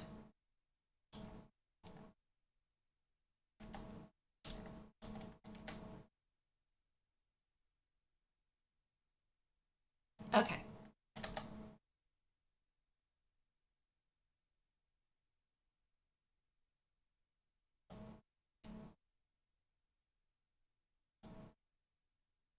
Right.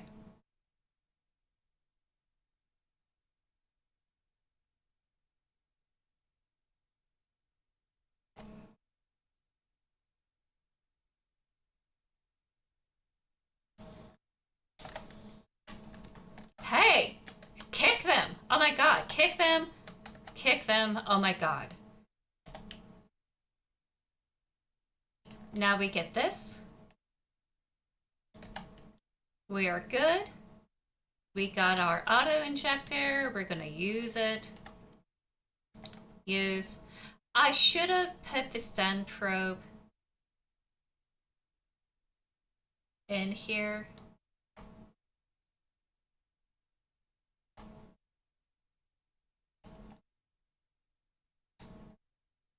I guess not. I guess I'll use the stun probe when I'm ready to use it. Like in that starch room. A classic case of evil defeating itself. Oh, what is that one term where it's in the story called the retribution effect or something to that effect, or like karmic justice effect, where the byproduct of the evil doer, whether it is their child, their child subverts them and undoes them. And this is going way, way back with Zeus and his siblings overcoming Kronos, who was their father, who was trying to devour them to prevent them from coming to being. And they rose up to subvert them.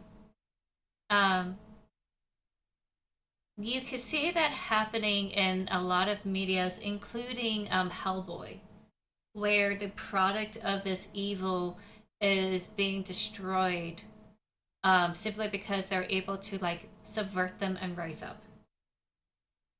To undo the evil within, they must overcome their basic nature and rise above it. And it's always the idea that the basic nature is evil because it's primal. The primal nature of violence, the primal nature of being selfish, anything that doesn't deal with the higher level intelligence of community, of healing, of like helping others, anything antisocial is considered absolutely evil, and thus, anyone trying to overcome that primal basic nature is considered a hero.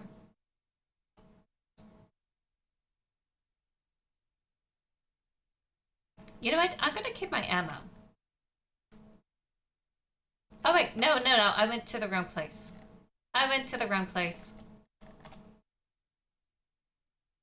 Again.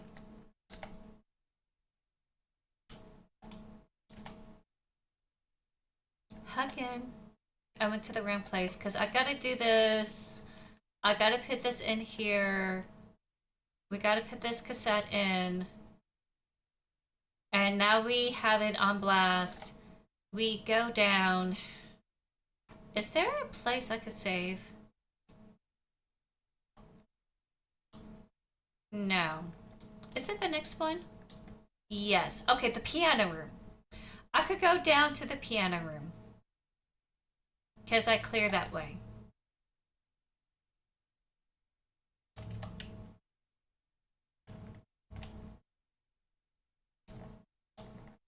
Oh my god, where did you come from?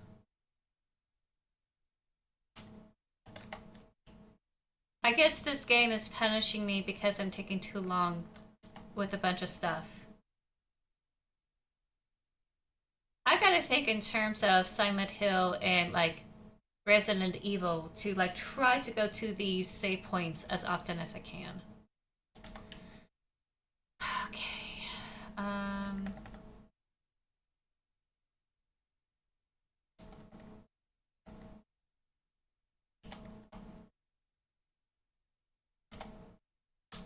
Okay.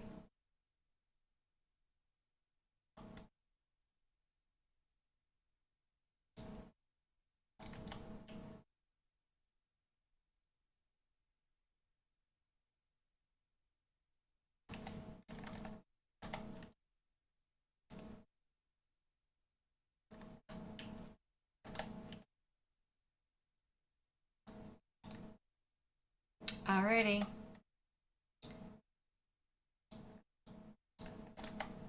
If I could avoid it,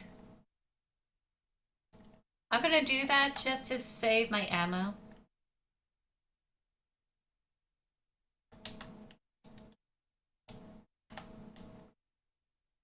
Oops.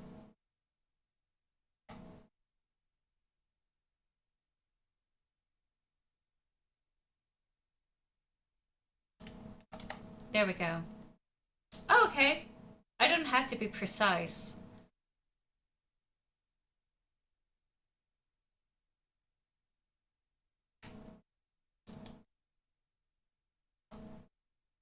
Okay, awesome. Now I gotta avoid everything to go to the hummingbird place, which I don't know where that is. Back to saving. Yeah, I think I need to go back and save after that. So let me dodge a lot of these people here.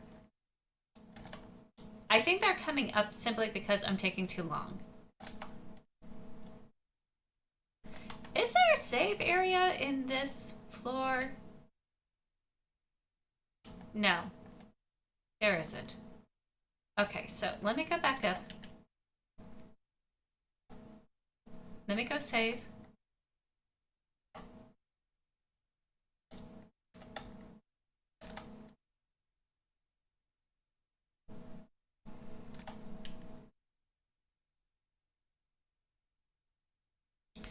That way I could like plan. Maybe I was wrong that it's not the starch area. Um,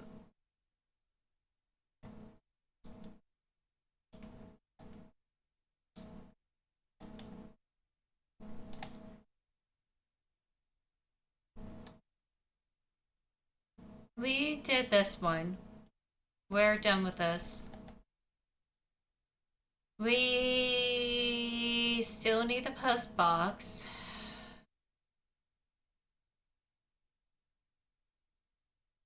I'm assuming this is done. Island painting's already done. Roller shutter gate is already done.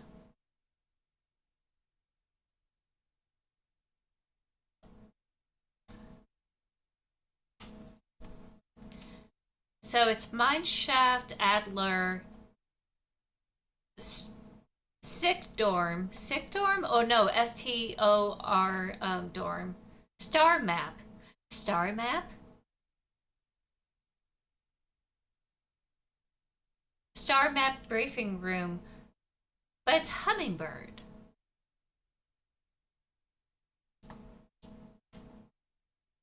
A magnetic car key with a hummingbird motif for the E suite on the 8th floor. E suite.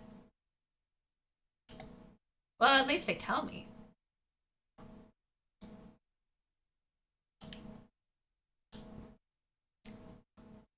Okay, so it's not that area. It's not the star map. It's that yellow room.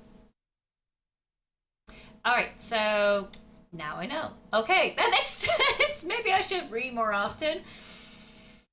All right.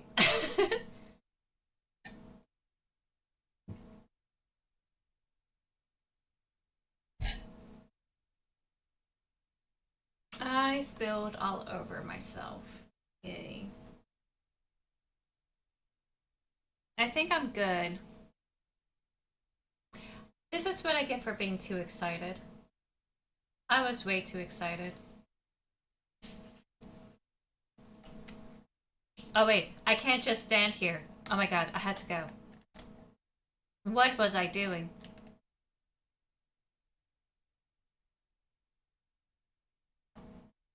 Can we put on a song that I like? Um, Unfortunately, no. Um, I kind of need this to concentrate.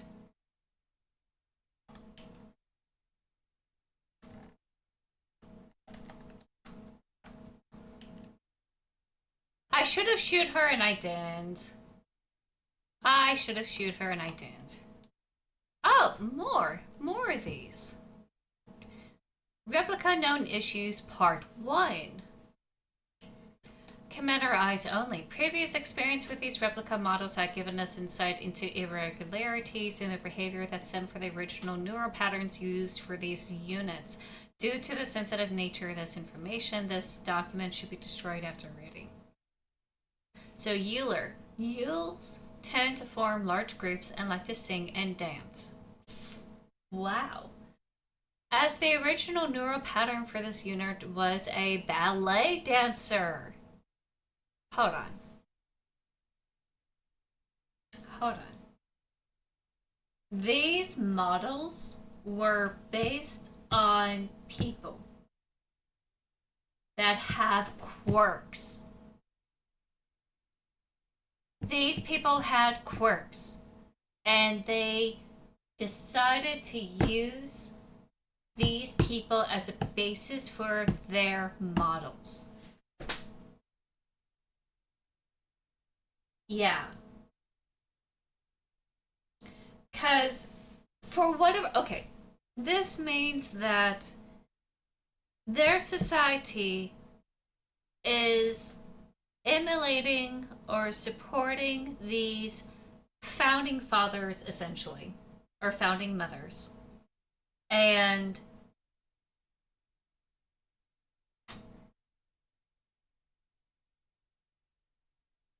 they are trying to reproduce the same people into their model units.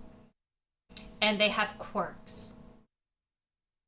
So these starch units are violent and cruel because it's based on someone who is violent and cruel. Based on the OGs of the evil empire. Yeah, I really do think so. Oh, yeah. Well, I don't think my character is a baddie because I think we are in line with the resistance because we do have that radio transmission receiver in our ear and also like a speaker where we could like not only receive it but also like sound it out. um so I think like this whole society is bad, but I think us as an individual, I don't think so, especially if we're getting this information now. I do think there's a multi-ending kind of thing where we have to make a choice, and hopefully I make the one where I support the resistance.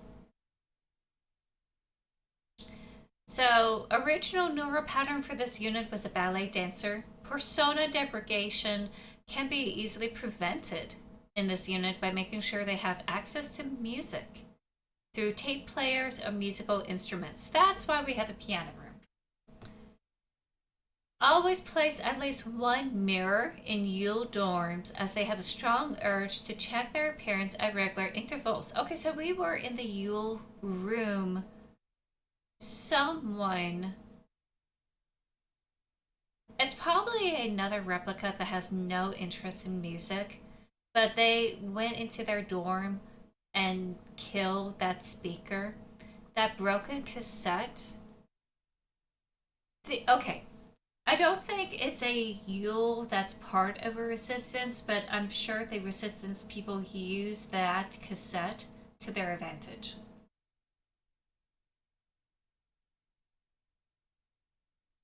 Exactly, Dance. Exactly. That is the question. Are we modified before we went to the station? And was it consensual?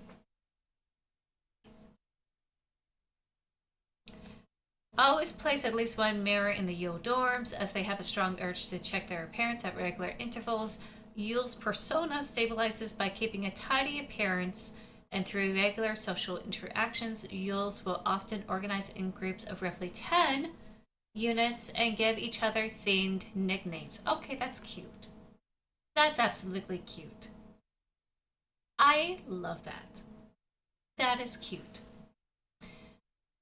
Um, Also terrifying that these models are based on these quirks or based on original people that formed the society, and they are just using that as a basis of their models. Like, what is a ballet dancer doing that formed this place? Why is it based on her? Who was the ballet dancer? I want to know. R R A R A R R R. Even though they may not seem, even though they may seem like quiet simpletons, do not underestimate auras. While they may not show it, they judge those who are rude or unkind harshly and will quietly share this judgment with their entire cadre. Auras get along best with Yules, who tend to be patient and friendly and have a talent for reading auras' expressionless faces. In many facilities, auras will construct service tunnels accessible only to them, often under floors and in walls. We're the mole people. Unstable units may retreat into these tunnels. It is not recommended to attempt to retrieve them. That these these are the ones that are coming out of the floors, coming out of the walls. It's these. These are coming out of the floors. It's them. Our personas can be best stabilized by allowing them access to plants to take care of ideally colorful flowers or trees. What are we? What are we? We're an LSTR, right?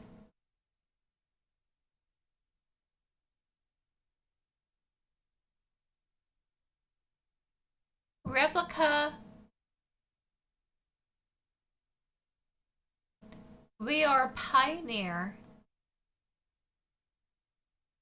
LSTR. We're an LSTR. Okay. We're not any of these units, right?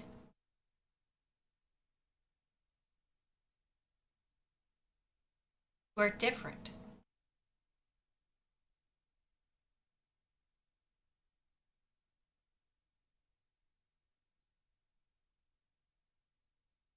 So what's an LSTR?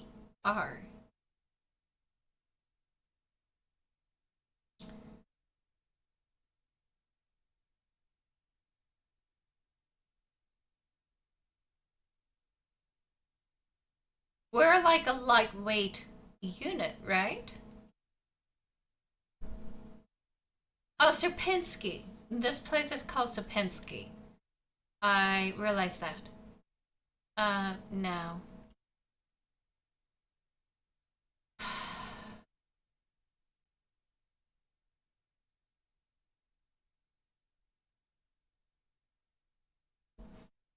Okay, here we are.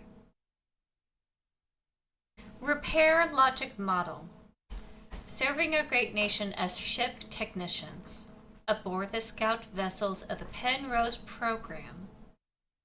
LSTR type replicas like yourself are equipped with a specialized repair logic module, RLM, allowing them to quickly and easily repair both themselves and important mission equipment. So we are not of this facility. Our model's not part of this. We are a specialized unit just for ships, spaceships.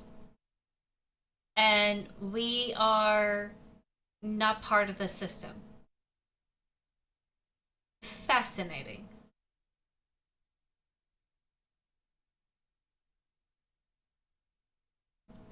Which kind of gives us a advantage.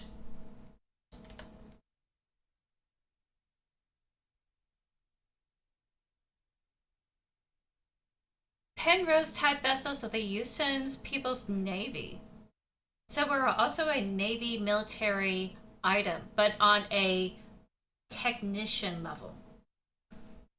We're part of the not logistics. I guess we are logistics, but we're like the maintenance technicians part of the military, aka the navy, which is their way of handling space travel. Low-cost space exploration vessels deployed beyond the solar system's edge in the search for planets and moons fit for habitation or rich natural resources to support the continuous growth of our great nation. That was us searching for a pilot on the ice ship, Ice Moon. All Penrose vessels are piloted by a Gestalt Scout officer supported by a land survey ship technician replica. LS. Okay, so a land ship or land survey technician replica.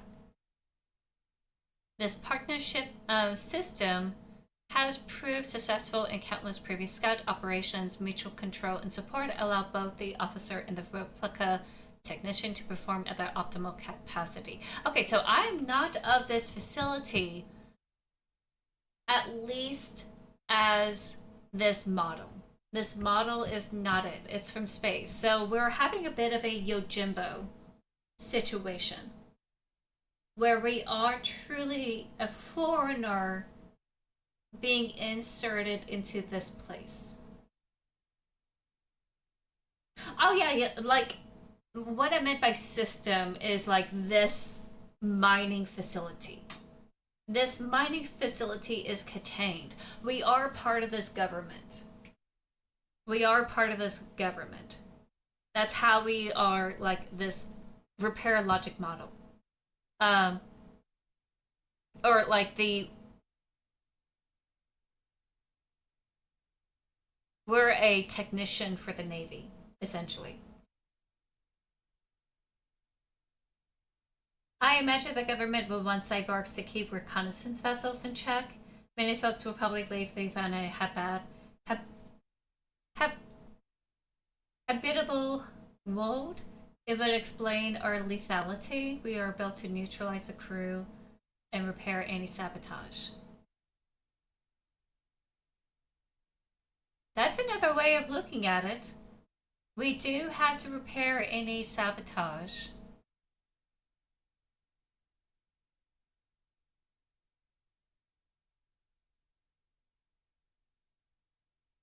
Neutralizing the crew is a wild take, though, especially if our scout was looking for another world and we're their partner.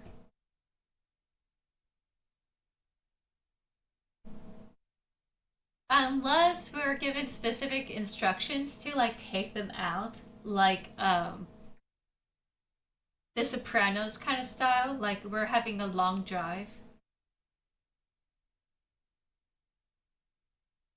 Yeah, our model seems more autonomous, and I think somehow we are not affected by this virus.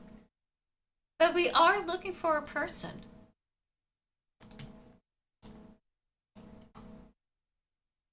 And our person is sick, and I don't know where she is. Calibri's note. Keep an eye on Adler. He's hiding something from us. There was nothing in his diary, but when I probed his mind, there were memories of an LSTR unit working at Serapensky. He had memories of us. We are that unit. There's no record of that model of replica of ever being deployed here. He erased it. Virus or uprising could be the same thing.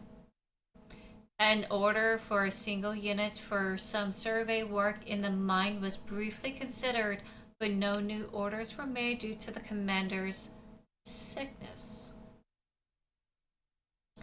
So this makes me reconsider when he saw us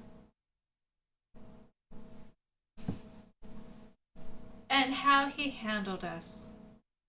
And I think this could go in two ways. One way is that when Adler was dealing with us and we went missing as Elster. Right. Right, Dance. We dealt with him as Elster, and then he disposed of as us as a replica unit. And if we take it as a literal thing, we could say that he has done this before multiple times to others, like the other replicas that we have seen, including Isa, who was probably a Jassault officer. So it's a reoccurring thing that he's been disposing of people, including ourselves, and it's just significant because we're this anomaly that they are picking up on. And maybe that's what he was referring to. He had disposed of us before, now we're back again. But the memory that we had flashed back to was when we were Isa dealing with Adler. So we could take this literal sense of Isa being there, he had hurt her and disposed of her, this literal Isa, and just conclude, oh, he has been doing this repetitively over and over with all units, including Isa, including Elster, and like have it as a separate thing. But I think this really lends credence to the idea that we don't see ourselves as a replica. We don't see ourselves as a machine, as Elster. We see ourselves as Isa. And we self inserted our emotions, our feelings, how we react to things, even though it may be our physical replica body experiencing that. Our memory has a self insert that we're this organic person. I think that's what's going on here. We're doing a self insert. We don't see ourselves as Elster. We are Isa. This is who we are as a core.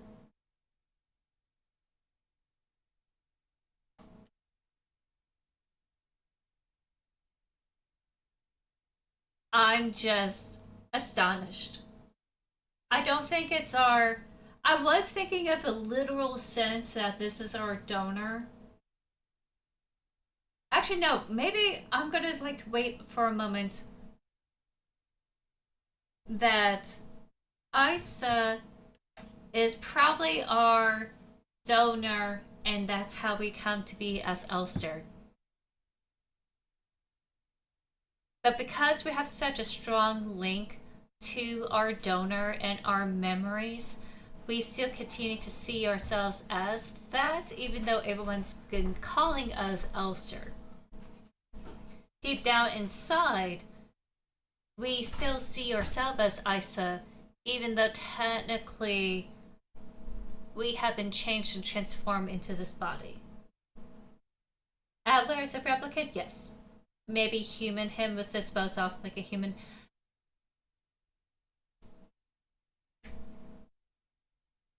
I know that all replicas had like a donor that makes them who they are. Now, whether his donor was stabbed in the back essentially and like replaced in a brutal fashion to make him who he is, I really don't know. And I think that there's got to be other ways that people die in this universe, like accidents, sickness, um, old age. You know, those biological materials are then transfer over. Again, just old officers are prototypes. So who knows what background Adler has? But it's kind of freaky because the model is Adler and he calls himself Adler. And I'm taking it as a way of him drinking the Kool-Aid to the point that he lost his sense of humanity. So whatever happened to him biologically in any sort of memory, he probably already repressed it or disposed of it.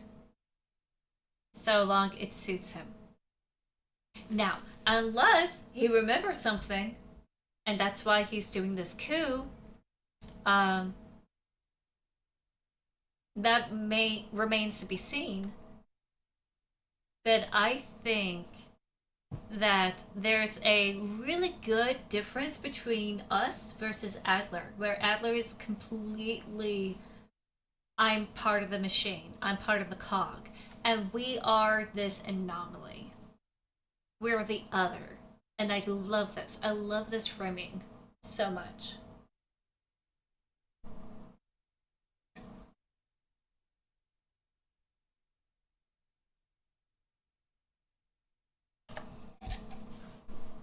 Colibri! Colibri!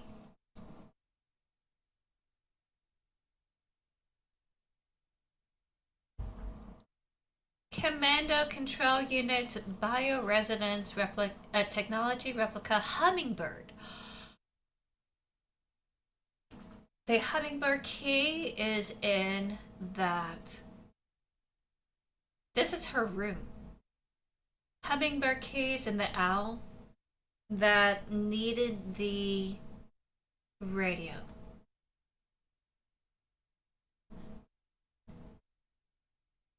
And Falcon was holding on to that owl statue that goes into her room. So somehow Colibri and Falcon are onto Adler, maybe? Generation 6 high-tech bioresonance specialist, biomechanical with polyethylene shell and bullet resistance armor plating, under 52 centimeters. A marvel of modern technology, the Colibri is the most capable bioresonance unit ever produced. Every protector, Prudence Commander's Falk unit is aided by a cadre of Colibri unit adjutants. So this Colibri is a worker of the Falcon units, which can amplify her bioresonance signals as well as produce their own. So that's why that frequency opens that owl container. That's hers. That's her key. Despite their diminutive build, Colibris are one of the most effective protector units, able to directly influence the minds of replicas and Gisselts, extract information non-verbally, and communicate among themselves instantly in the full bandwidth of their senses. Colibri's bioresonance is the closest recreation of the true hive mind. So what happened to her? I'm assuming she's in there. And she's gonna... not only a psychic spy, but like a psychic commander. Being willing to control people and have an army, a contingent. Wild. Oh, okay.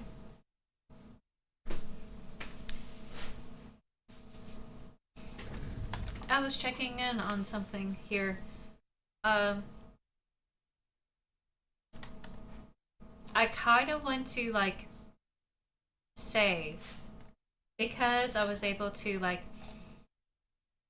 discover a bunch of things. But I'm gonna take a quick peek here. Oh! Oh! Oh!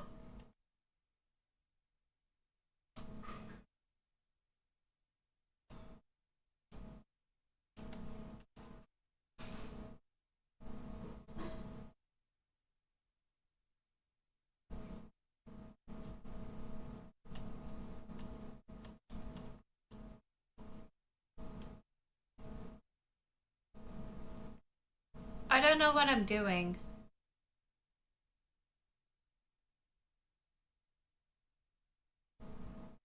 $195?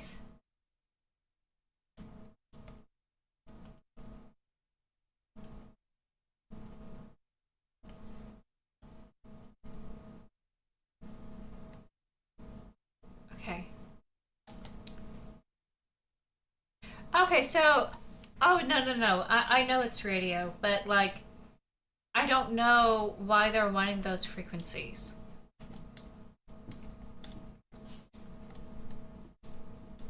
So that makes sense now. That I need to go for the one that like breaks their glass, essentially.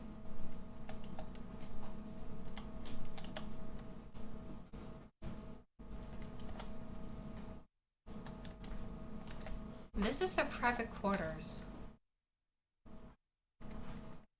So somehow I have modulated bits and pieces of these massive, amazing units into my body, like radio. Radio is considered like top tier, only for those who work for Falcon. Bonus box key! Yes! Oh my god, I need this. I need this, let's go. Also a fan. That's funny.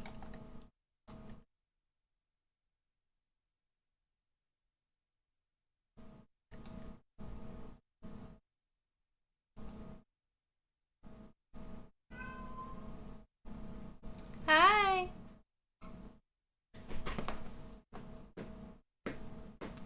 We didn't drop it. Yeah, I realized. Yeah, I realized that that key was used to open the revolver weapon case, and I was silly. It was them. We were mind fucked. It was them.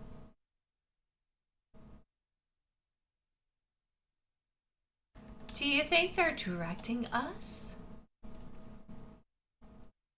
I would. Okay.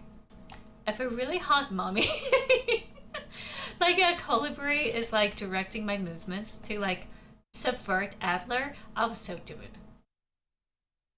Oh, it was them hunting. Oh, that changes everything. Never mind. Why would Calibri won't go after us? Did they turn on their falcon? Shame.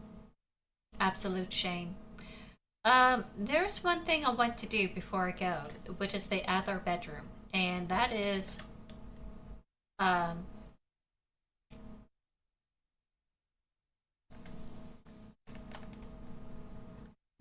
that is shrouded in darkness.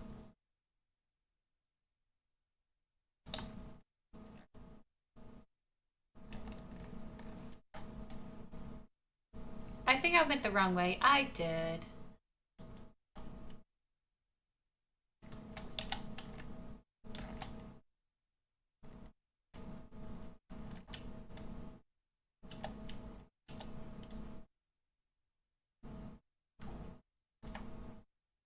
Eagle key. No, wait, I've been here. I've been to his room. I'm a goober. Okay, so there was no reason for me to be here. I just gotta run.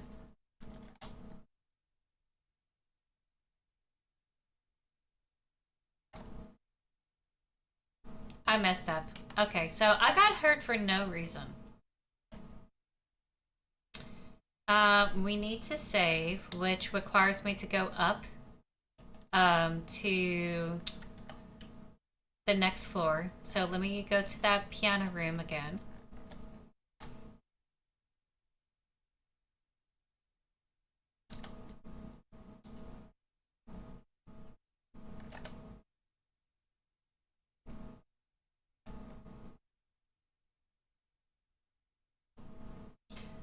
Their quarters are a mess. We have weird frequencies, hot mind, psychic weather, chances they're a little responsible. Yeah, I think you may be right that there's something going on here. That somehow this Calibri could be involved. Okay. I'm gonna store this. Just so I could have other stuff going on here.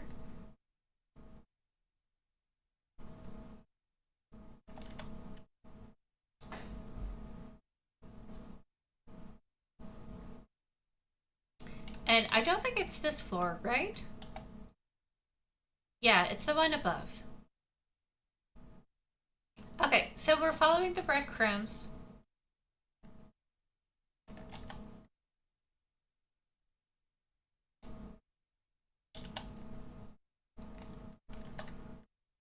Oh my god. These gays. Okay.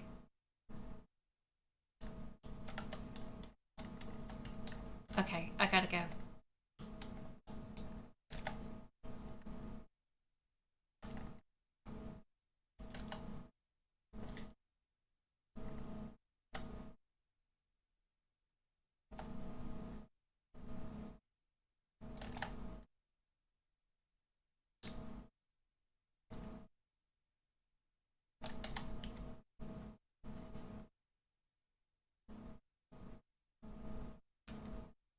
Library key.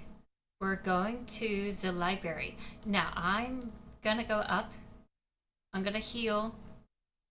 Well, not heal, but like I'm definitely gonna go up to save. A lot of saving here.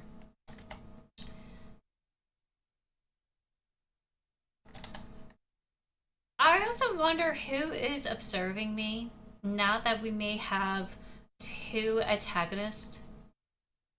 We have Atler, and now there's a possibility that this Kilibri movement um,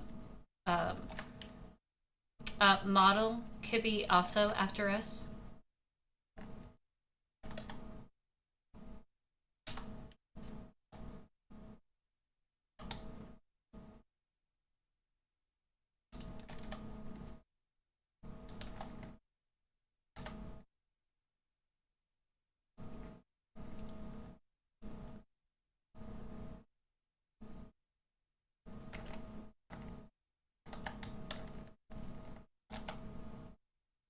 Okay.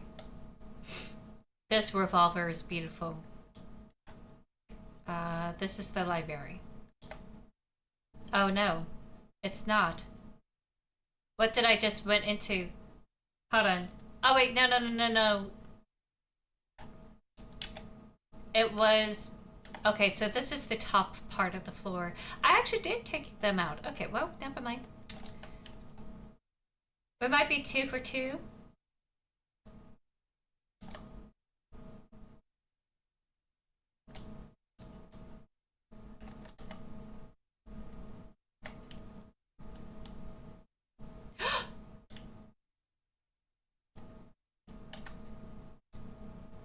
Replica known issues, Calibri.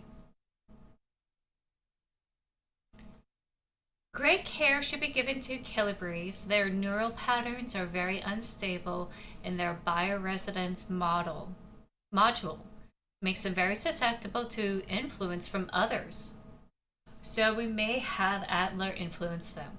Like most bioresonance individuals, colibris, will often subconsciously create an emotional feedback loop, imitating and then broadcasting the emotions of those around them, acting as a sort of amplifier.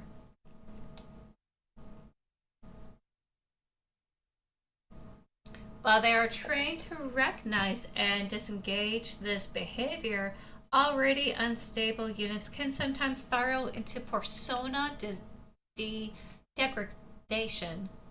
Degradation. Hi. Hi. She flicked her tail at me. Oh, I see. I'm messy for you? Alright.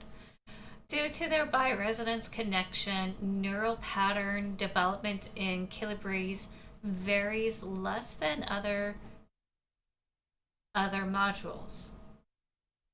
The constant exchange of memories and emotions between units of a cadre acts as a safety net that buffers extreme changes. Okay, so maybe there is a benefit for them being empathic.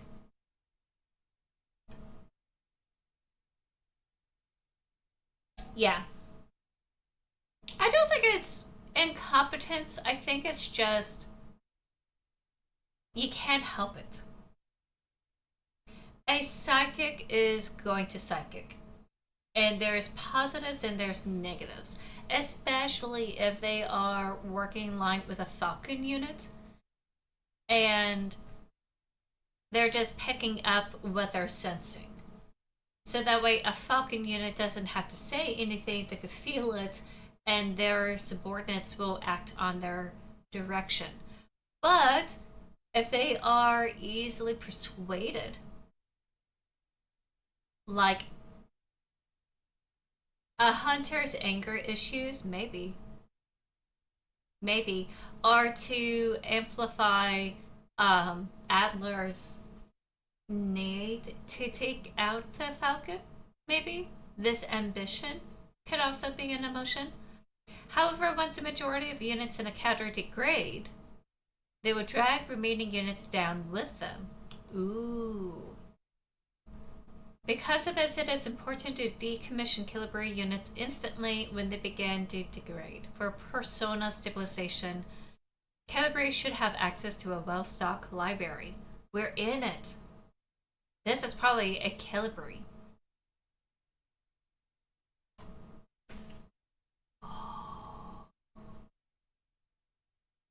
We're going to learn about these bosses.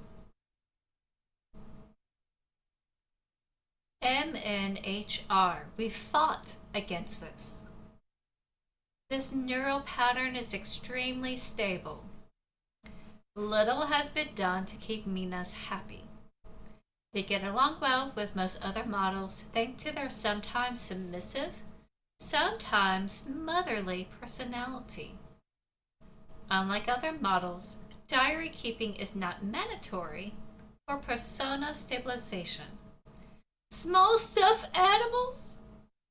Okay, small stuffed animals may be given as fetish objects, though those resembling cats should be avoided as they might cause resurfacing Gestalt memories. Fascinating. Cats. Adler. Adler units work best when left alone. They do not mix well with their own type. Oh god. So that's why we only seen one. Okay, that makes sense. They will usually become very emotionally dependent on their commander. Adlers are very susceptible to bioresident suggestion, making them fairly easy to control. However, they become bored very easily and may need new fetish objects at regular intervals for stabilization. What if this Adler unit was controlled by the Colibri? Because of bioresonance suggestion.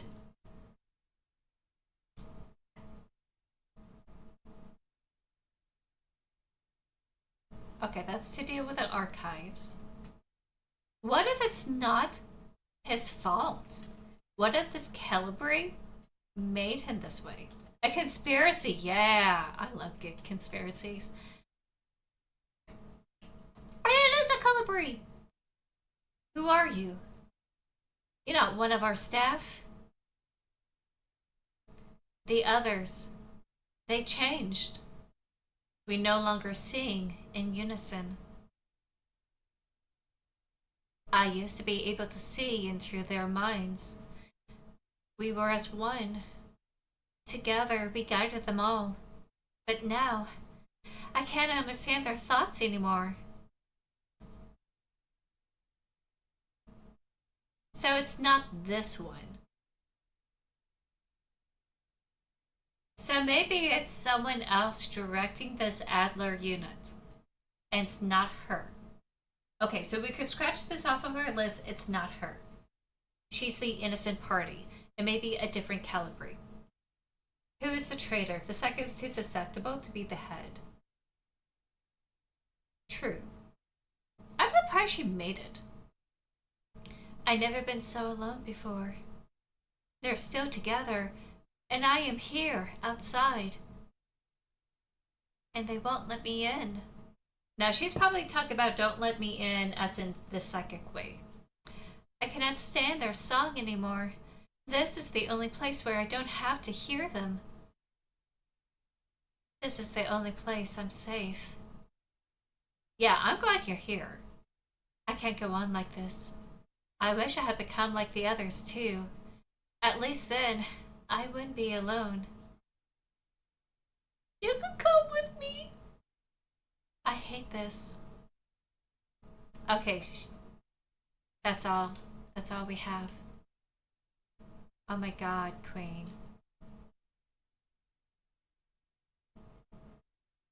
Oh my god, I need this. Okay, I need to heal.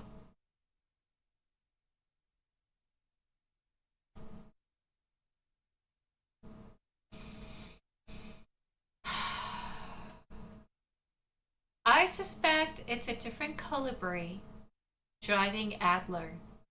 And maybe that colibri is being guided by a different government head. And I don't know who. He was dealing with a um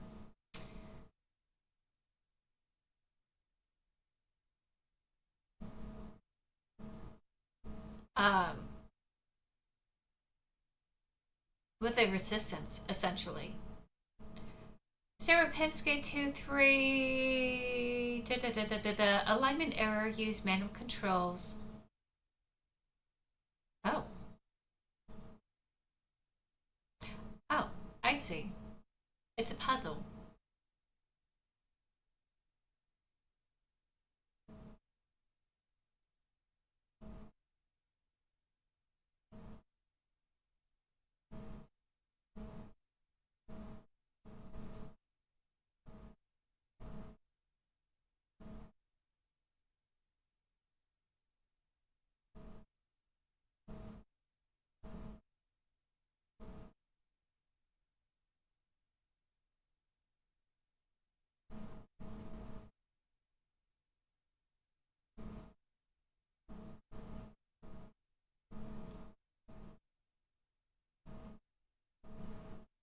Do I do it?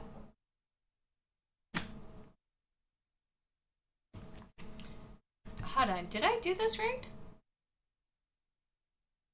I don't know what I'm supposed to do here.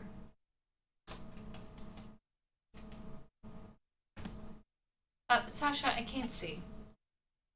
She is trying to catch the mouse.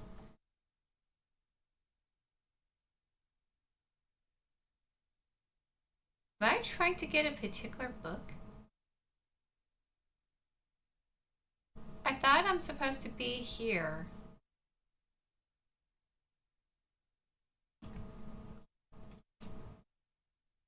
Am I supposed to insert something?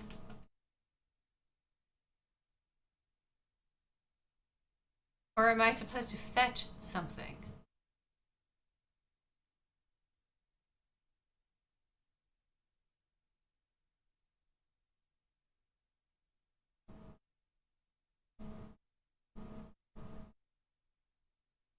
That blocks it. That prevents me from going on.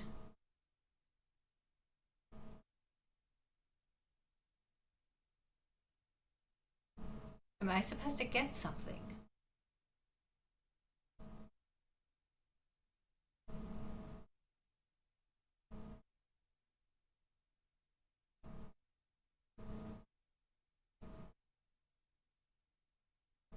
I don't know what I'm doing.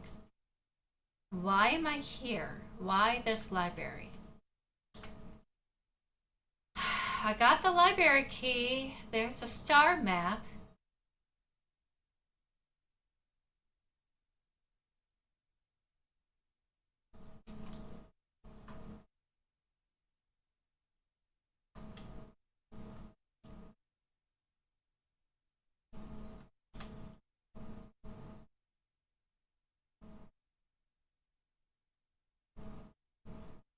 Maybe that's just for lore.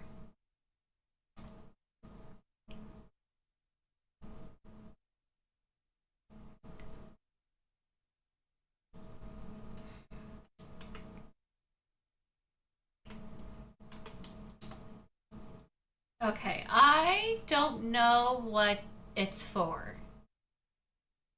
And I'm a little confused.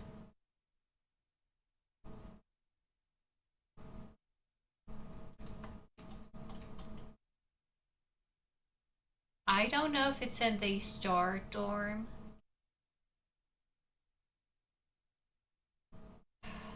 We still need the thing for the Adler bedroom, which is an eagle. And Something going on with this library computer. We're supposed to do something with it.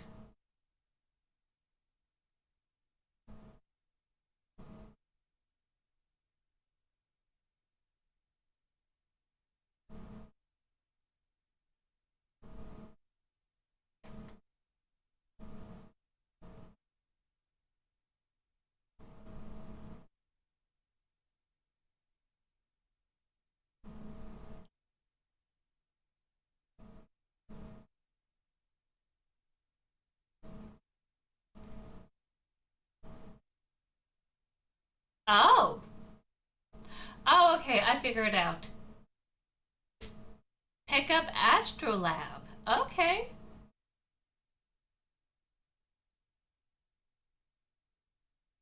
Now I go down.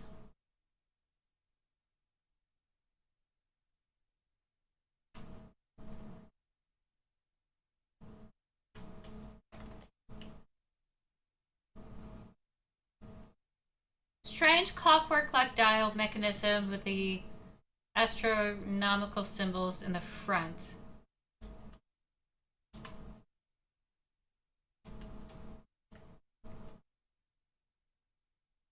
Something about the two. Okay, smooth circle, oh, filled in circle, a two.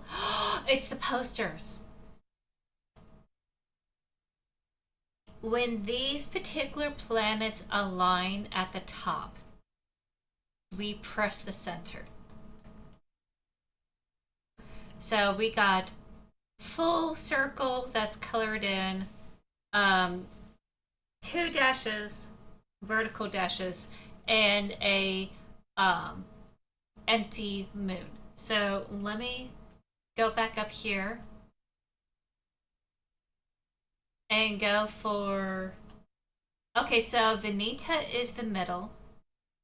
We have the two pause sign on it.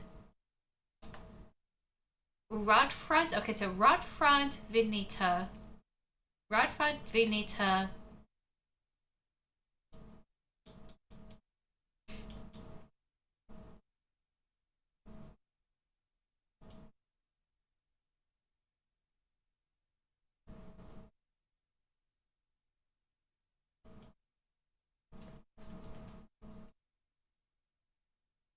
Oh, I don't know what the other one is.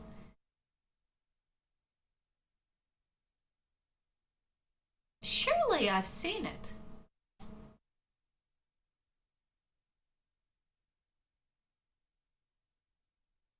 Veneta, rod front.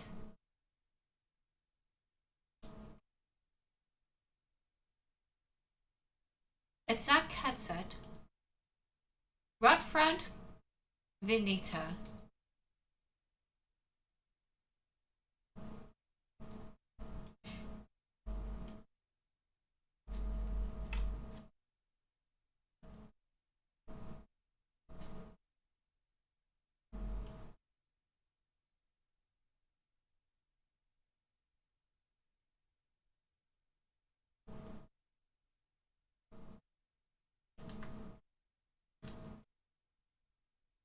Okay, so rod front.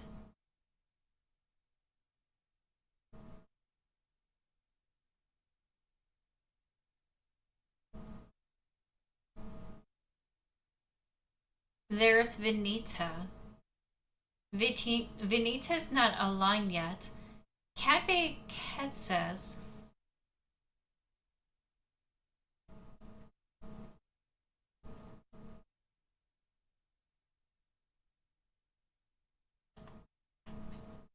I can't use it here. Weird.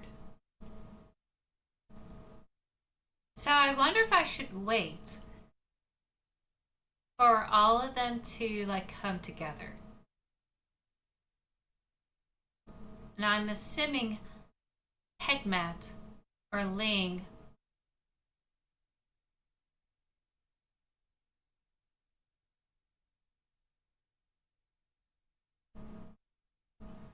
Oh, no, it's Rod Front, Veneta, and Bouillon.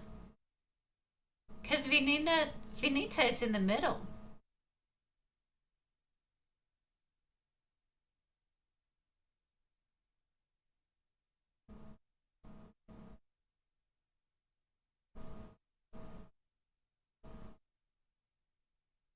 So I have to wait until it aligns.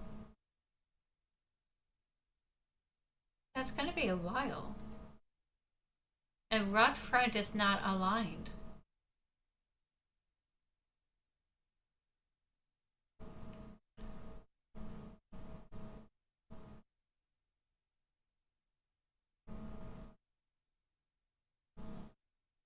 So I'm assuming it's just bouillon.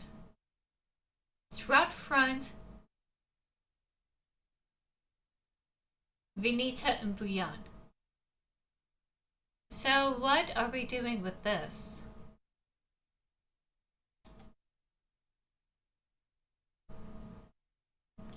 Where do we go?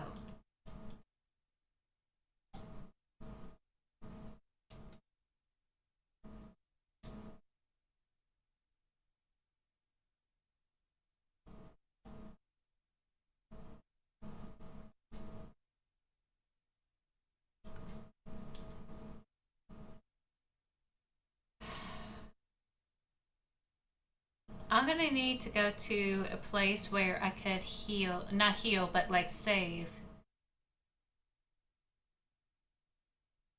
There's a reason why we have this highlighted as something to do.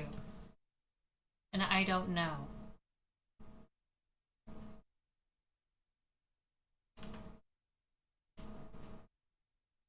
Can't use it here. Can it be combined? Can't combine. What are we doing?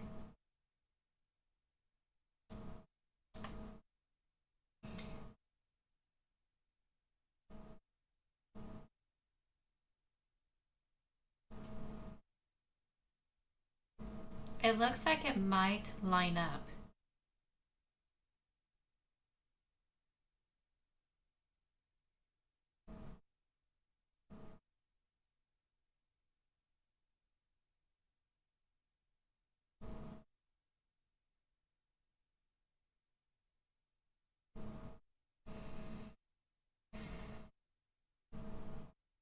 And it doesn't.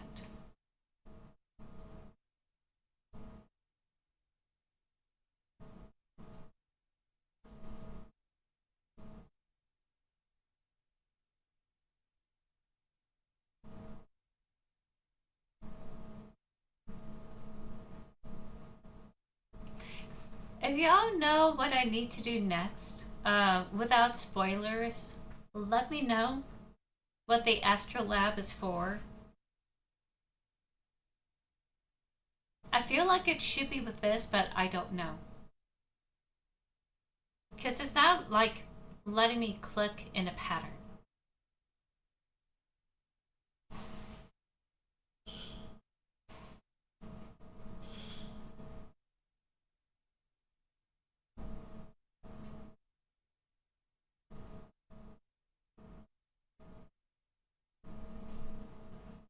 I'm really tempted to just like sit here. Wait. Why is this a star? Okay, never mind.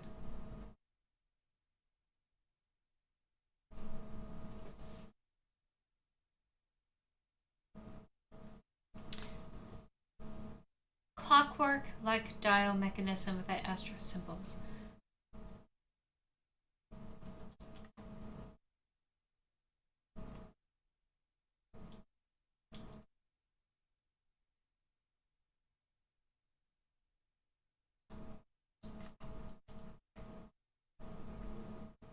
Looks like it's inserted. I have to insert it.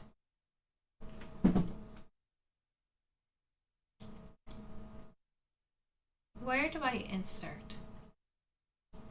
Hold on. If I insert it, where is the clock? Where do I insert? It's not an evil key.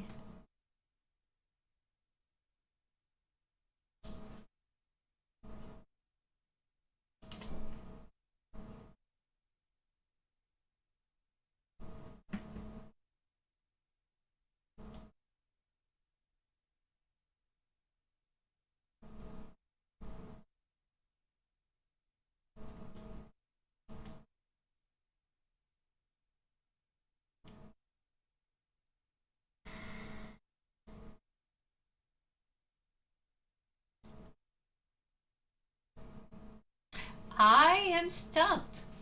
I'm gonna go. Oop.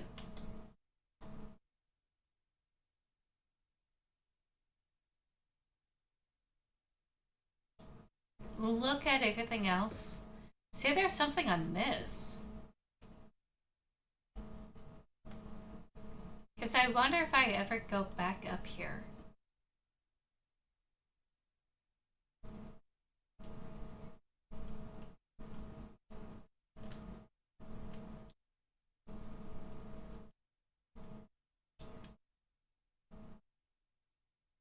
There's one place I haven't gone to, which is the mineshaft access. Wall safe. I thought I did the wall safe in class 4B. I did that.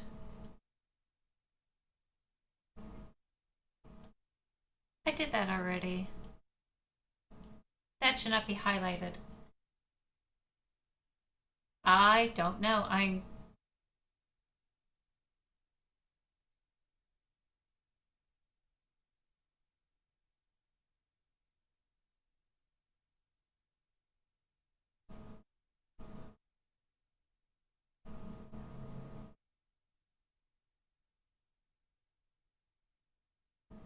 really hope this is not triggered by, hey, you need to see this poster and then you could do this puzzle.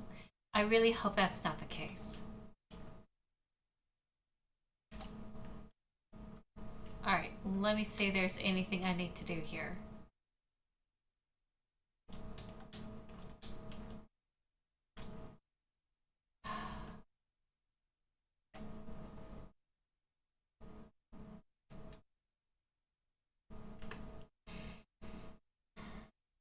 Alright, I'm gonna go.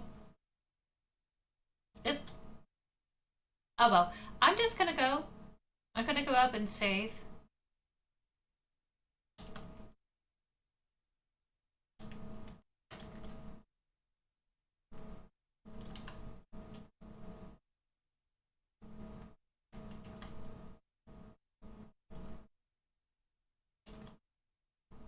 Maybe it's one of my items here.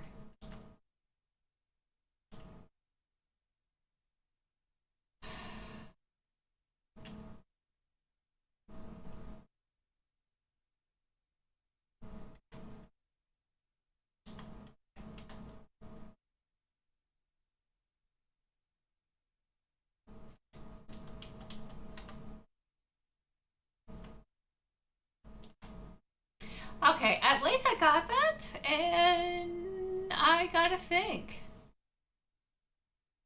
What time is it? Oh no. I accidentally hit the calculator button.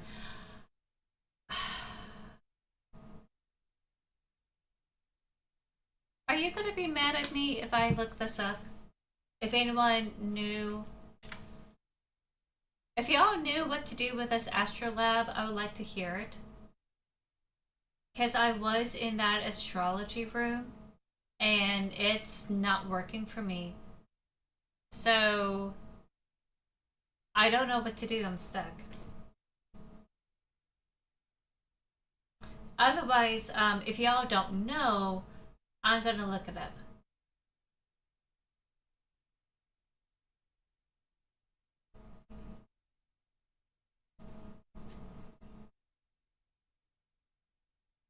Because I feel like it goes to something and I have no clue what it's for.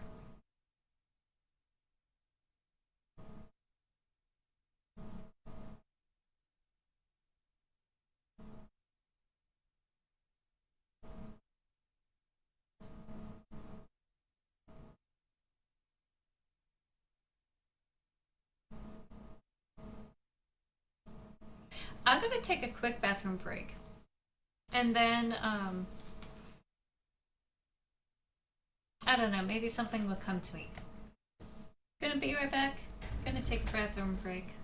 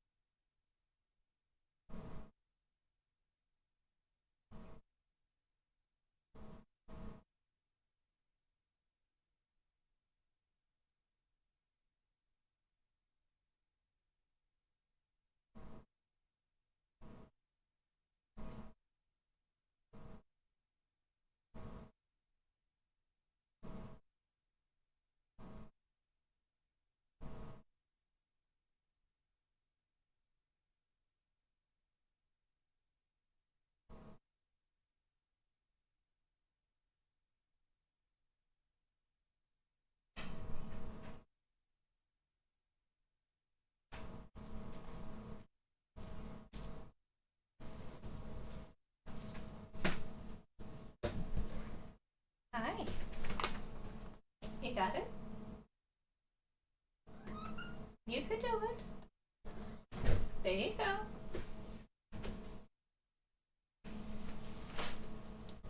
Okay. Thank you for your patience. I'm gonna just look this up because I don't know where it goes.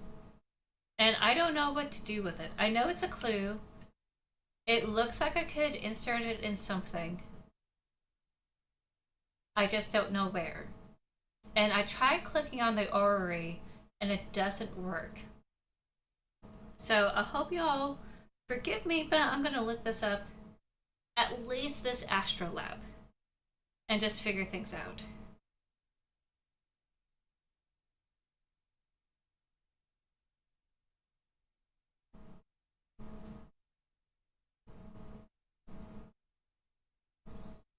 Here we go.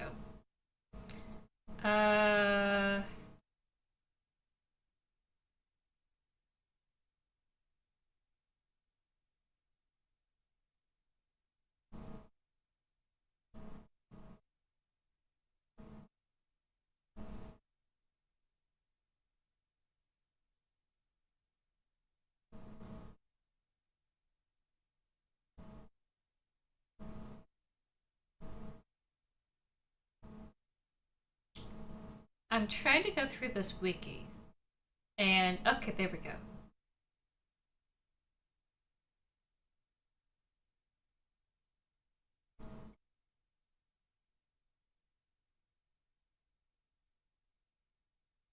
This wiki sucks. Sorry, but this sucks. I'm on the workers' quarters, which is not what I want to go to.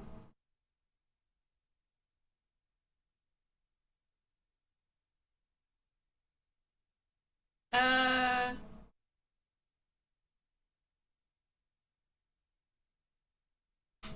this is not helping.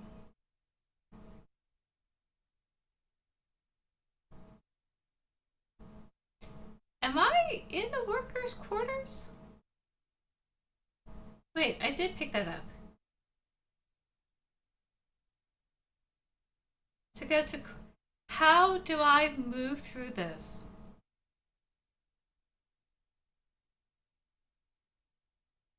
What is this? How do I get here? What's going on? I am so confused with this stupid thing. Um,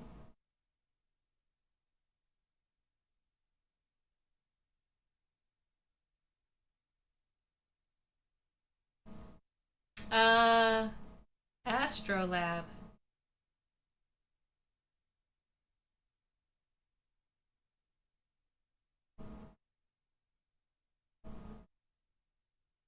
Okay, Astrolab is a key item in Signalis used to progress in the game. No crap. Found in the library in Serapinski, used to unlock the safe in Adler's room. Weird. Okay, so it is Adler's room.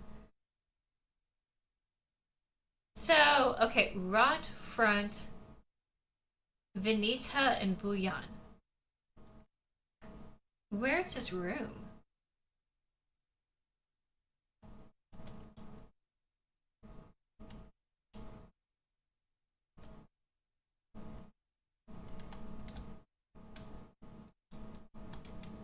Oh, it's back down there. Okay, so I need to go back down. So that is the final key for his room? I thought I need the eagle doohickey. How do I get the eagle doohickey?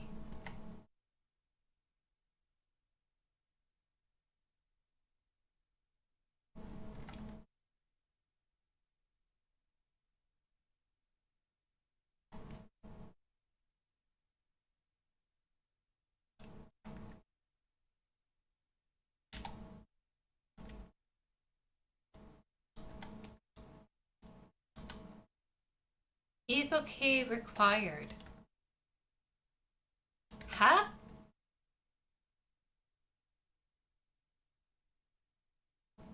Oh, it's for the safe in his room, but I need the eagle key. Okay, let me search Eagle Key.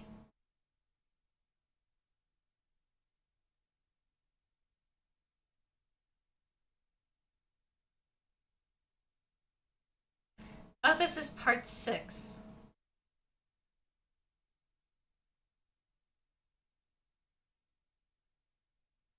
Okay, so I'm in part 6 in this walkthrough. I'm going back. Enter. Oh! After I enter the study with the hummingbird key, I pick up the eagle key. So it's in the study and there's an eagle key.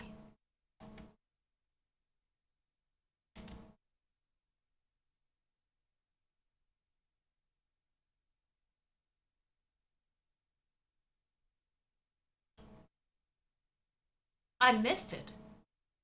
I missed it this whole time.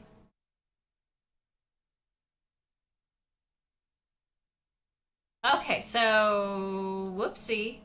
I guess that's on me. Where's the key? There, key. Okay, the key is right there. There's the key. I didn't recognize it. I'm a doofus. It was right there. I didn't think of clicking on it. Okay, so never mind. I got it now. Got the eagle key. Holy shit. He's got a file on me. At least my model. Elster, land survey ship technician replica Magpie. I'm a Magpie? No wonder I was able to do a bunch of stuff. Generation 5. So I'm pretty high up there in the models. Cosmer Pioneer Specialist. Biomechanical with carbon fiber reinforcement, reinforced polyethylene shell, and titanium skeleton. I got stuck. Dance. I got stuck. I got this astrolab and it said, oh yeah, use it for Atlas safe. And I thought, what safe? I need the eagle key. And I have to look up where I could get the eagle key, and turns out it was in the Colibri study. And I just left it there this whole time. So now I'm caught up. And I'm finally in Adler's private room. And there's a file about this, about me, Elster. A versatile combat engineer. A versatile combat engineer unit primarily designed for orbital service. Oh, I have to redeem back your hydrate and stretch because I didn't do the prior one at all. Um, in fact, I may have to do both because I'm not going to do them. But thank you. I know that you want me to, but I'm not going to take any breaks. These tough and stoic loners are best suited as specialists, sappers, and scouts. Their technical knowledge and combat capabilities make these units true survivalists, especially when in their iconic white and blue heavy combat configuration. We're in our black and red. That's fascinating. Which sports bullet resistance armor plating on their chest and forearms. Since the original neural pattern for this unit was lost, with the destruction of the Central Neural Archive on Veneta, new LSTR units have been produced based on a decommissioned unit. For the Penrose program, we are that unit. We are that decommissioned unit from Penrose. Or we had that memory of that unit because we crashed into Rotfront.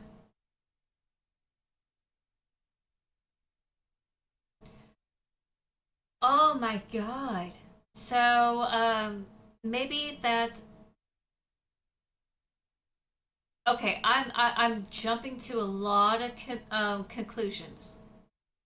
I'm jumping to a lot of conclusions because how are we decommissioned?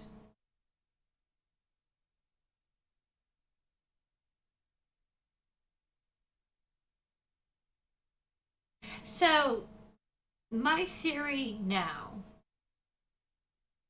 is that that initial scene, which is pretty much like a tutorial scene, where we crash on Roadfront and we're looking for a pilot, and our pilot is this white haired girl. Um, we had our photo. Was this decommissioned unit? So I'm assuming that memory is from that unit and that has been transferred over to us. And that might explain why we perceive ourselves as an Elster in that scene. And hearing that radio and our face melting off could be how we are decommissioned, I guess. Or at least not we as in Isa, we, but the OG neural pattern person. And that all LSTR units are based off of them. So we as ISA are working with this defected module, decommissioned memory, like all other LSTR units. So all of us will have that spacecraft crash on Rutfront. And with that radio frequency, maybe we woke up to who we are with our memories as Isa. How much can we trust? If we are decommissioned, they use the neural pattern of a malfunctioning unit, or this is manipulation set up by our enemies to mess with us. I don't think it's manipulation. I don't think it's manipulation because this is a file for the commander's eyes only. And this is in Adler's room. And I believe that these are usually sent out to the Falcons. And he took this from the Falcon, I'm assuming, to take it to his room to like investigate us, learn about us. Don't know if an Adler unit is able to have access to these files because it's meant for commandos. And I think that's like Calibres and up. But I could be wrong. I need to like double check the past archives that I have collected thus far. But because we're so versatile, we're able to do a lot of the things that we're doing here.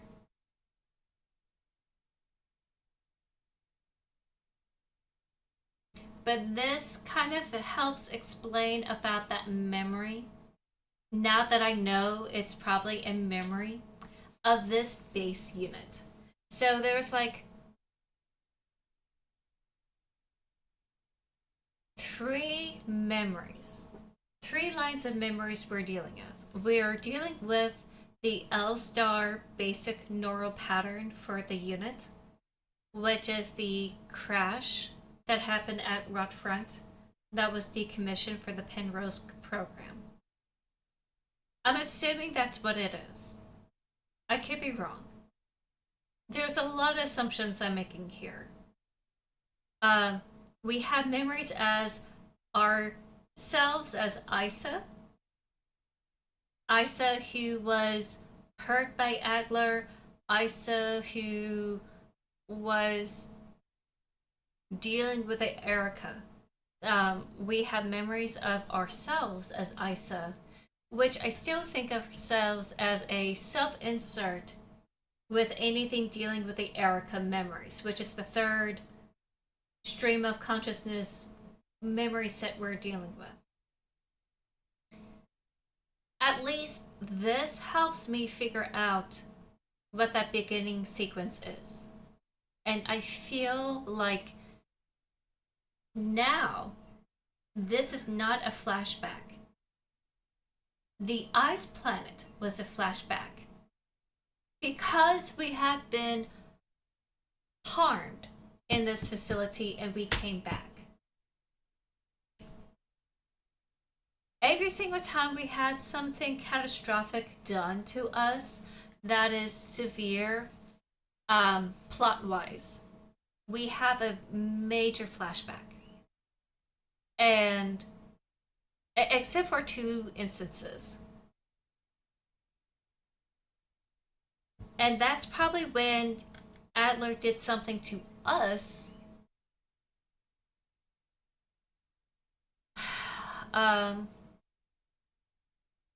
First time. He did something to us for the first time, and then this time around, he pushed us down the elevator. So I'm assuming that that whole spacecraft was a flashback because we were hurt by Adler for the first time. And that's how we came back to this facility looking for a person. Because they were our pilot. Oh, and that's where the astrolab goes. Okay, I'm gonna wait. That's a clock. Should we use the logic module to repair ourselves? Do I have something like that? I think that's how we have been taking care of ourselves. Ooh! Ooh, ooh, ooh. Okay, okay. 84-21-6. I have been fascinated by a peculiar piece of furniture I discovered in storage. A strange box with a removable dial in the front that was confiscated by a worker some time ago. Which that dial for that box was in the library, which the colibri goes to often. I was instantly drawn to it, though I'm not sure why. When I put my ear on the mechanism, I can hear it faintly clicking like a clock. Okay, next day. Without Colibri's help, it has become much harder to coordinate the logistics cadre. If there is anything good to say about that woman, it is how she knows how to make others respect her orders, despite her minuscule stature. I went to see her today, but her room is still locked. Next day. I had a dream tonight. He's dreaming. Another memory of my just off life, I believe. He does remember his past. He does remember like us. Except he knows what it is. I was wearing my uniform. There was a young woman, her hair white as snow. Same person. And I was conducting some sort of test. I had a deck of cards with astronomical symbols on them and asked her to guess the planet on the card I was holding.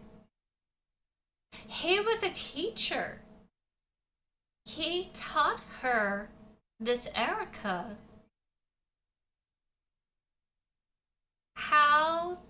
what they are, what these astronomical symbols are.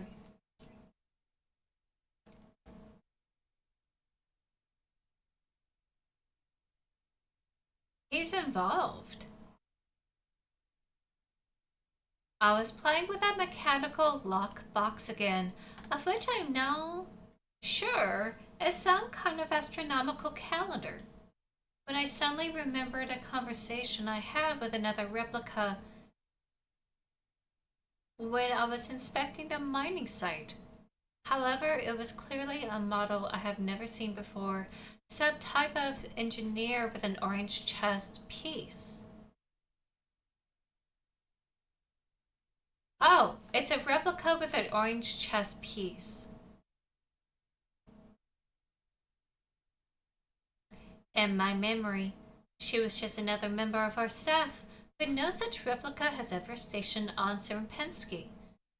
Replica memory is not the most reliable, they say, but never before have I experienced such a strange phenomenon. So he had talked to me. I see it as a red chess piece, but orange is the opposite of blue, and black is the opposite of white. So we are having a black suit with an orange chess piece, which I'm seeing it as red, personally. It's all red, it's not orange.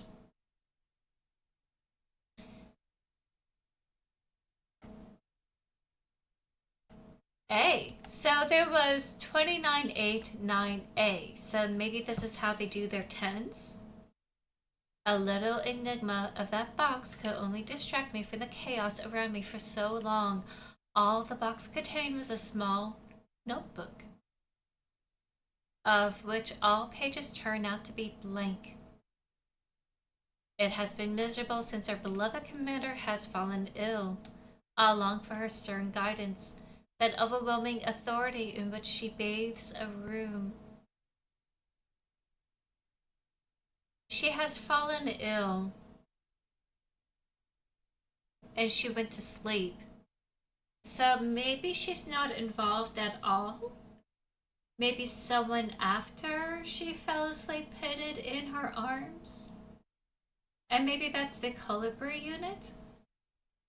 But I doubt it.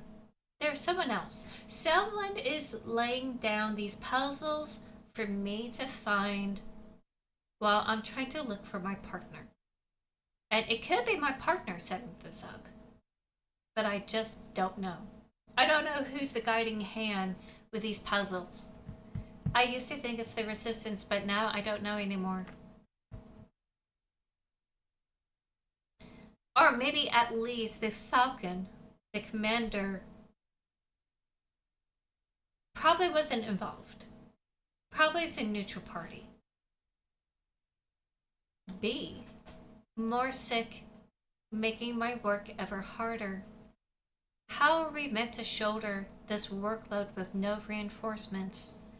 My only consolation is that our protector staff decreases, so does the workforce we oversee. While more and more replica end up in the hospital wing, just old workers seem to succumb much too fast for any attempts at treatment. C.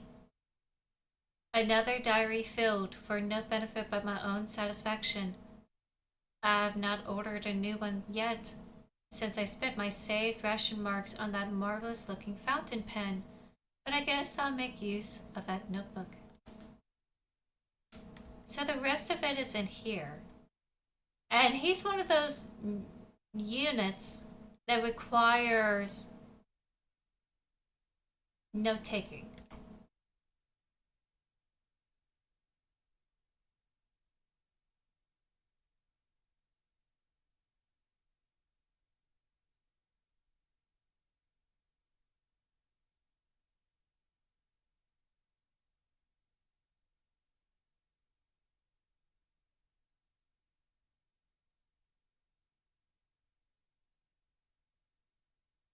You gotta be kidding me.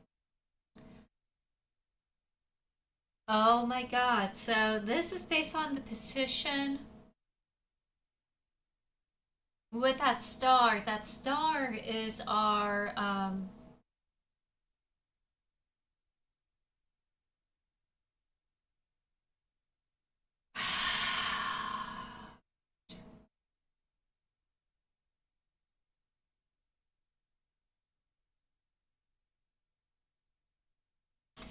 when that starred planet where the government lives in now, which I forgot, I think it's called Hamlet. When they're at the top, the position of where they are,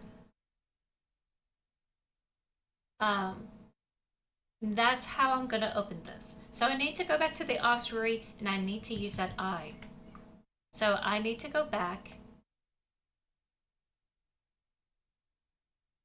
to the ossuary, or at least I need to go back to the safe for storage and get my eye back.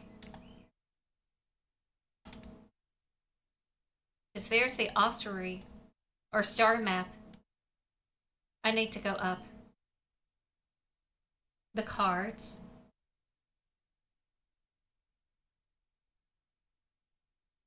No, it won't be on the cards. It's the ossuary. I'll show you. Once I have my eyeball. Which, actually, I could go from here. All the storage is up here. So this is quicker for me to do that. Here we go. Let me go to the storage.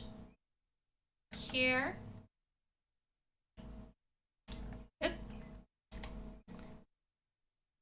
Let me get this. And let me have this. Equip. I have 6 uses. And when the capital city is at the north, I need to position all the other planets of that symbol in the rightful place around the sun. It makes sense now why there's an ossuary, why I have a eyeball that takes pictures. This is why. It makes sense now.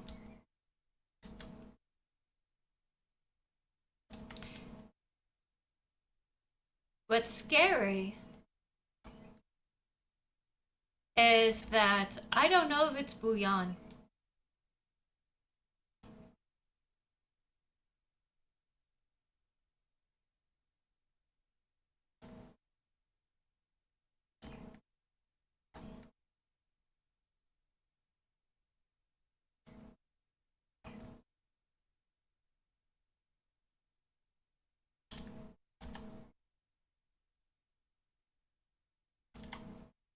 Okay. So here we are. Hymet, that's what it is. Oh, whoops. I have to wait. I did it wrong. Because it's Rotfront, Veneta, and Bouillon. Because Veneta is in between Rotfront and another planet. Ketzes is a triangle, and I gotta make sure that I get it right. Okay, here we go.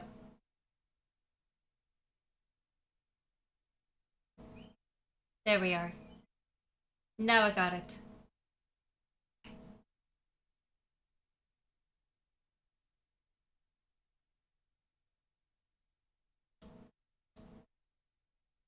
How do I access the photos?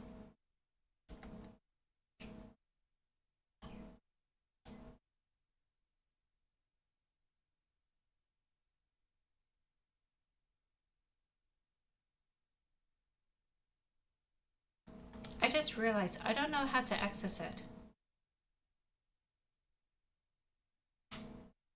Wait.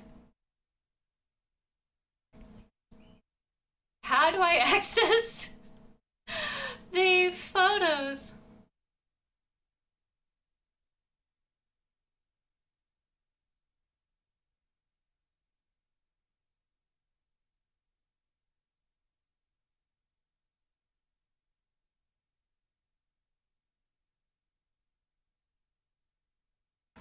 Wait, I took photos.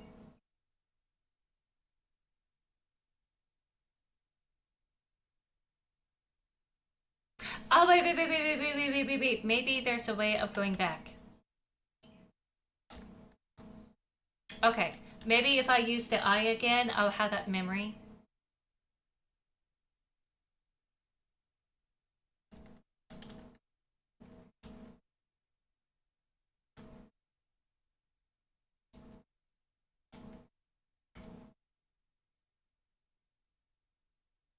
Oh, yeah.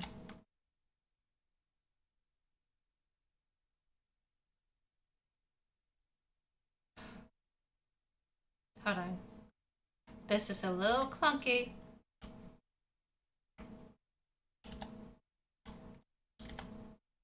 Now I go back up here and I go back to this, equip, inspect, go here, UC, and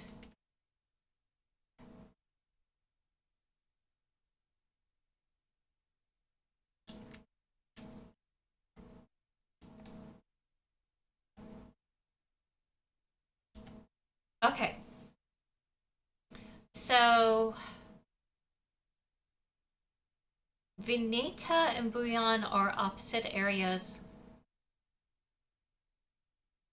And Rot Front is in that corner, so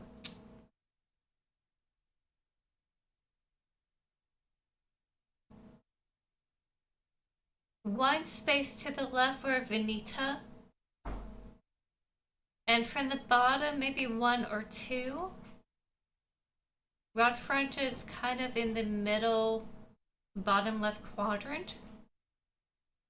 So let's go for Vinita. Ooh, that's a little bit severe.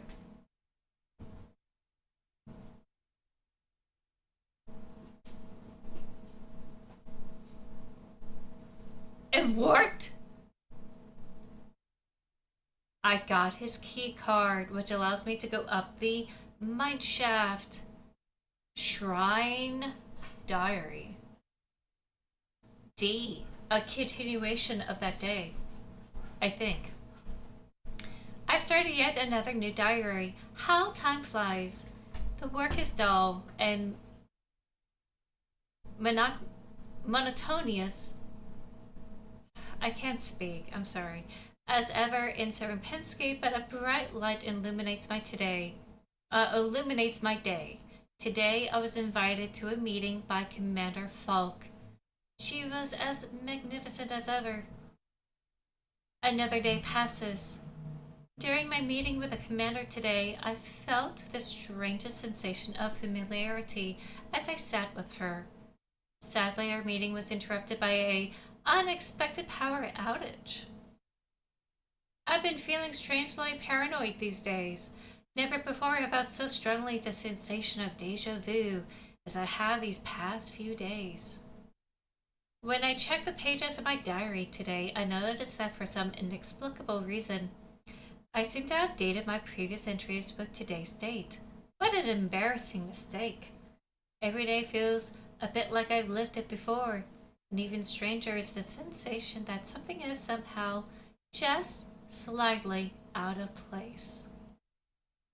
So history is repeating itself? What has happened before is happening again, this time as replicas? Why is my diary filled with entries I cannot recall writing? Why are they all dated to today? Has the loss of my beloved commander finally got into my mind? Am I going insane? I fear what will happen to me if anyone finds out. I am alone in this. If they discover my notes, I'll be decommissioned too. So maybe I could be wrong about what is the decommission unit. What is the steps? The reason, okay. Are we decommissioned because we had crashed on the rot front and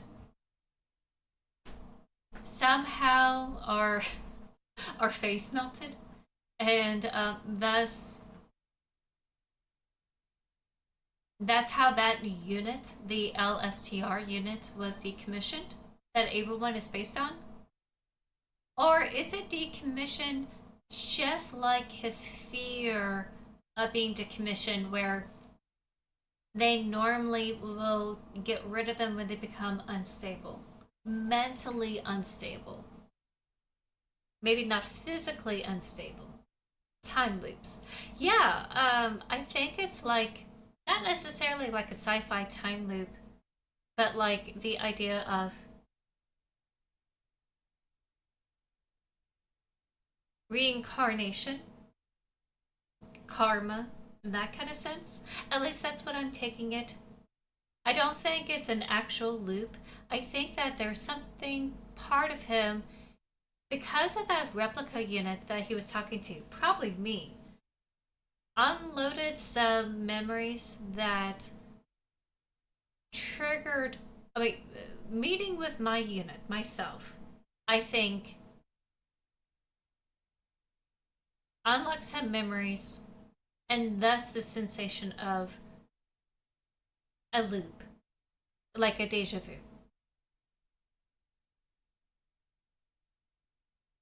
I could be wrong. I could be wrong. I'm not even done with this. I think decommission is death. The just soul fully reemerge from the replicant due to the biocomponents. They kill them before they remember they are dead and are recycled. Possibly. I do think that decommission is a form of death for this particular unit of this model. But they are able to have access to their memories, their databanks, which is kind of like a funny way of having a state controlled termination. And it's possible that maybe they are reusing these memories, reusing them after they're decommissioned. Just like you said, they're recycled. If it was only a neural pattern issue, they would be wiped and reprogrammed. Right. I think there's a reason why they become unstable. And I like this. Something is wrong. I can feel it. Is this really madness? When I read the pages of my diary, I recall events that never happened.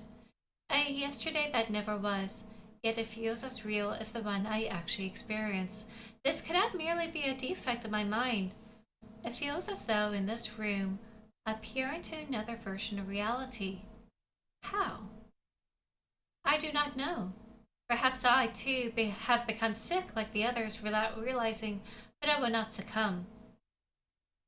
A slow accumulation of reproduction errors, a gradual corruption of information, a story, misremembered, slowly morphing with each retelling, like genetic material, mutating and evolving, like the replica mind copied over and over from an aging template. Okay, so I do think it is a form of recycling. The more that you copy over a tape, for those who are not my age, those who are younger and never dealt with VCRs or cassette tapes, the more that you scrub it and like try to copy over it, the more janky it gets. And it's not entirely erased completely from the prior usage. Some ghost of that data can still like pop up. It is like a magnetic strip after all. And that same idea is put into this. I do think that, Yeah, right. I do think it might be a brain, but I felt like they are inspired by how people will scrub and copy over tapes. And it's it's not clean. If you do it often enough, it's going to get warped, it's going to tear, you're going to have ghosts of the prior memories of that card. In fact, there was like a hiccup.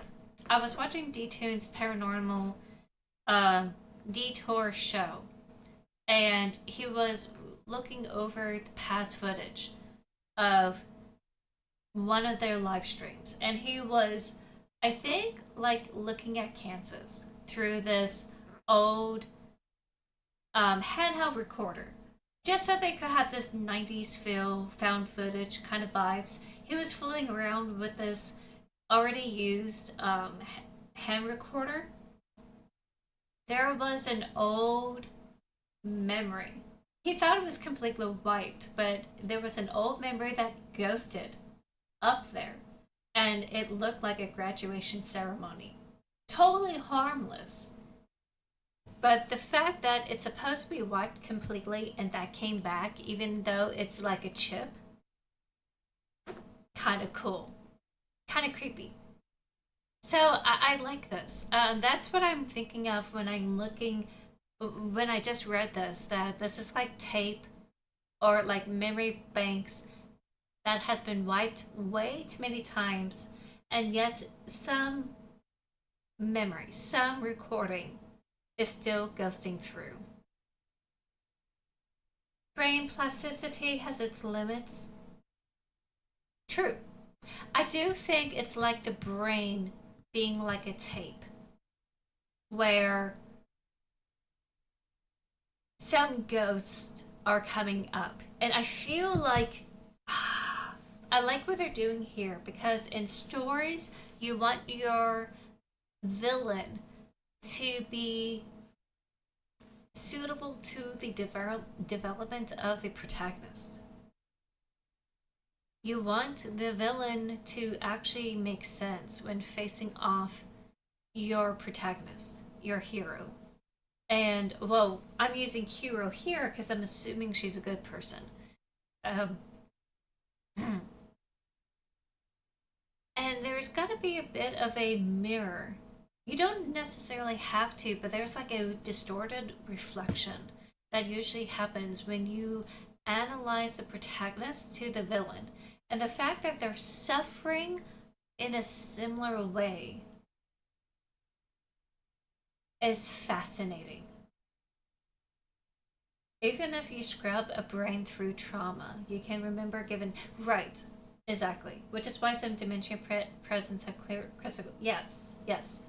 They're able to harness some of those memories with music they found. And they're able to harness it also by like having like old familiar neighborhoods and places, and they have caregivers helping them in these kind of like mock settings in this mock town where they have like childhood experiences of like of a very safe suburban lifestyle, and some of those came back and they're able to act healthier in a way where they didn't require a lot of handling because of that. Hi, BMF. Welcome in. The instability can be controlled brain damage healing. I don't know. I really don't know what the instability is. Um, that's a good theory to go on. I do believe it is like the brain, where I don't think it's plasticity having limits. Far from it. I think it's the opposite, where it's able to store so much. And even if it's not the brain, it's also our cellular memory. Going back to the whole organ donor, having memories from the heart being, transplanted into him. Um, I think this is fascinating that slowly over time you begin to remember all the past iterations you used to be. And for some reason, events had occurred where it's a repeat of what had happened. Not necessarily in a time loop kind of fashion, but maybe like a trigger, like a PTSD moment, where like certain events had occurred simultaneously that triggered past events, past memories to surface. And I think that's what's happening with Adler. And I love how they do it. I love how they've written this. This is chef's kiss. I love it. And I also love that this villain that we're encountering is a little bit like us. And in a way, by understanding him, we're able to understand ourselves. I do not know, but I will find out. The answers lie below. I can feel it. Someone or something calls me from there in the mine. Is he going to go deeper in the mine?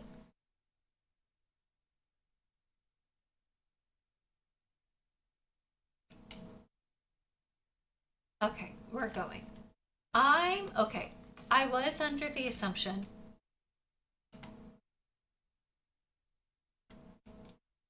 that scared the crap out of me.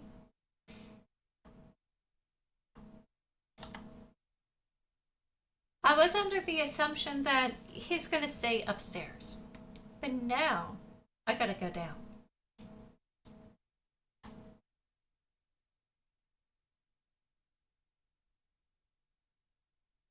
I'm not gonna save, I'm just gonna do it. I may regret this. But I'm assuming that we'll find a saving spot soon. It's the mineshaft access elevator controls. If she is still alive, she is probably there. How do we know? How do we know our partner is down there? Take the elevator to the mine? Yes. Oh, hello. I lost my mouse. Okay. Oh, whoops. There's no save spot, I guess. Ooh, I love this look. Liminalität? That's a lot of German that I don't know. That's our partner!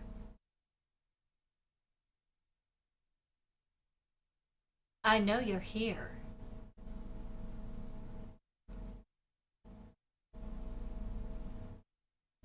I've done this countless times before.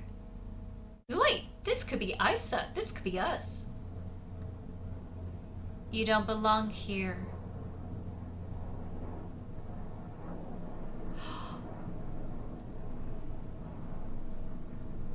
Zyklus.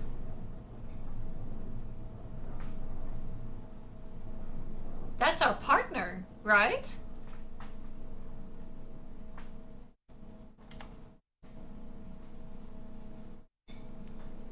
Oh, wait. If you're telling me to save, I will go back up. No. Okay, I'm kind of screwed.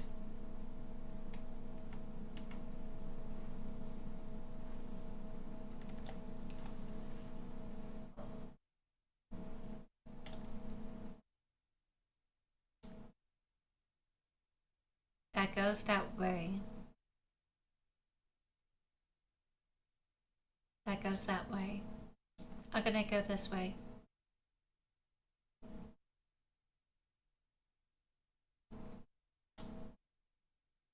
Did we crash into a time loop? I don't think it's a time loop. I think it's like a PTSD trigger that some of these events are so similar it made him think that way. But I'm also having a hard time trying to figure out what Isa looks like and what our partner looks like. Oh, I don't have her picture anymore. I think that's our partner. But the way this character design is, it's not helping me. It's not helping me distinguish our partner and Isa. And I don't think it's on purpose. I think it's a choice.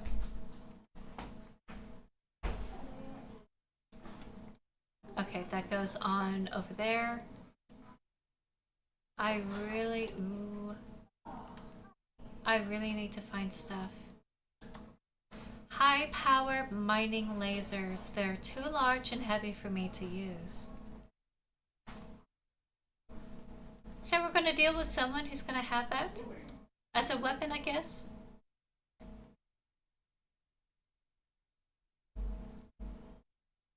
Hopefully we could find something that will, that leads on. Okay, well, you know what? I'm gonna lead on.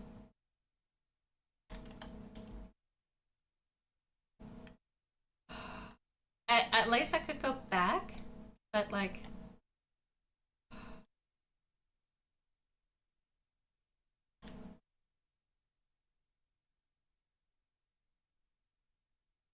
A note. Vorsight. Monofilament fiber. Handle with care.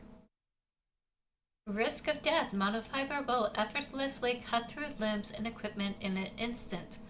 Always wear protective clothing.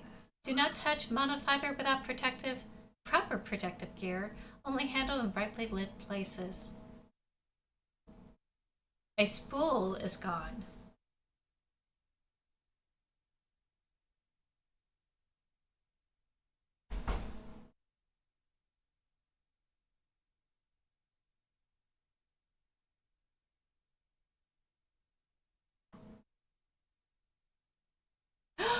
Yes! Okay. I need to use this.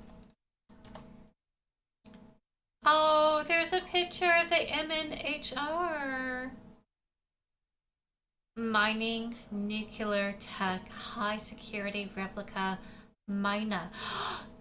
She used that mining weapon, that mining laser weapon against me. To protect her friends. Alina's diary. Okay, so Alina was down here, and she did kill Adler, at least in this instance. Alina. Her name was Alina. Okay. It's worse than I thought. Everyone has disappeared. I still haven't found any trace of Elster.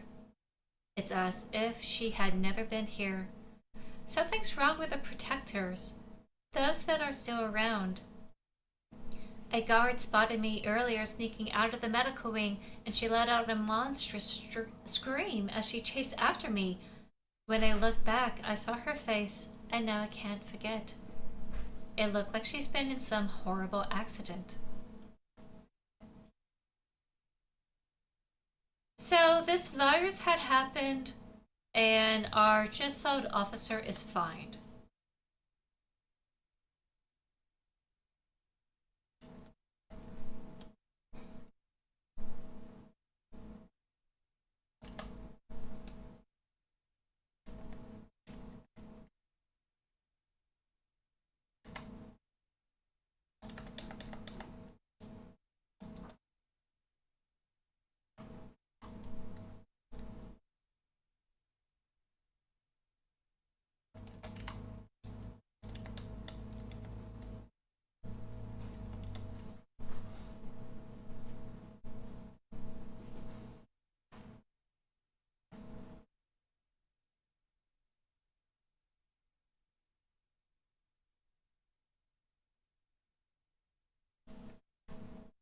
Wait, there's more. Please tell me that I could use this. Signal flare shotguns, okay. So it is a weapon we can equip. It's already loaded, okay.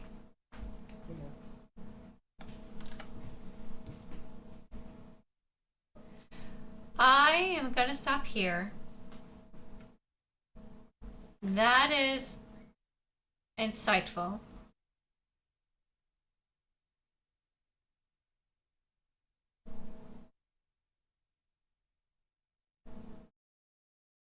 I keep getting dings from Steam. I don't know what it is. Hold on. Let me just look at the library here. I'm getting some achievements. Okay, let me look at that. Adler journals give the 82 to 84 timeline, but he says that he has multiple 84 entries. If those are days, the virus worked quick. If those are years, they were alone for a while. If it was years,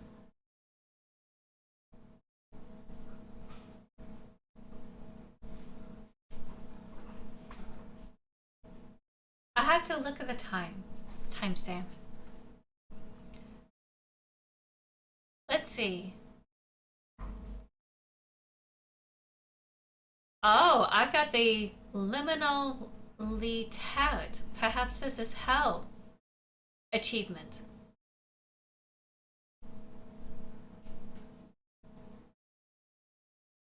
Let me show you what I'm seeing. So we got the Signalis tat. Receive an important message.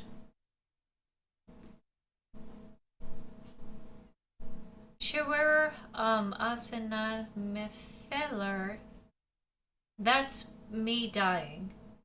I think that's my first death. Beshlana. Lose something of no value. Okay, that's cool. Upwards. Lose something of value.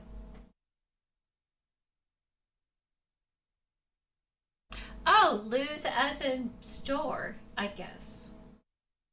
Einhorn, rule of 6. I'm afraid that if I hit the global achievements, I'll be spoiled. I have to wait until this game is over. Wow, I am intrigued. So, our partner is running away from Adler. I'm assuming it's been a day-ish? Because Adler pushed us down the elevator and Alina is running around underneath. So I'm assuming it's at least a day or two with me searching for her. But the whole virus, who knows? Who knows? Because he's been, as you have said, doing 84 entries, and we don't know when he's off.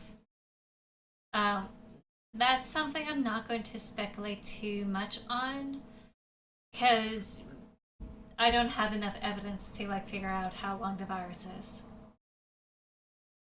Except maybe going by like Alina's diaries or like someone else's diaries. I would have to look. I'm sure there's already like videos on this. So I'm gonna stop here and go on to do other things. I want to thank you all so much for watching. This coming Monday, it's gonna be a bit of a worky, righty kind of day, I think. Let me check.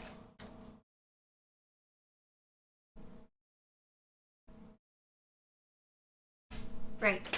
So I'm planning to continue the book 4 on Monday.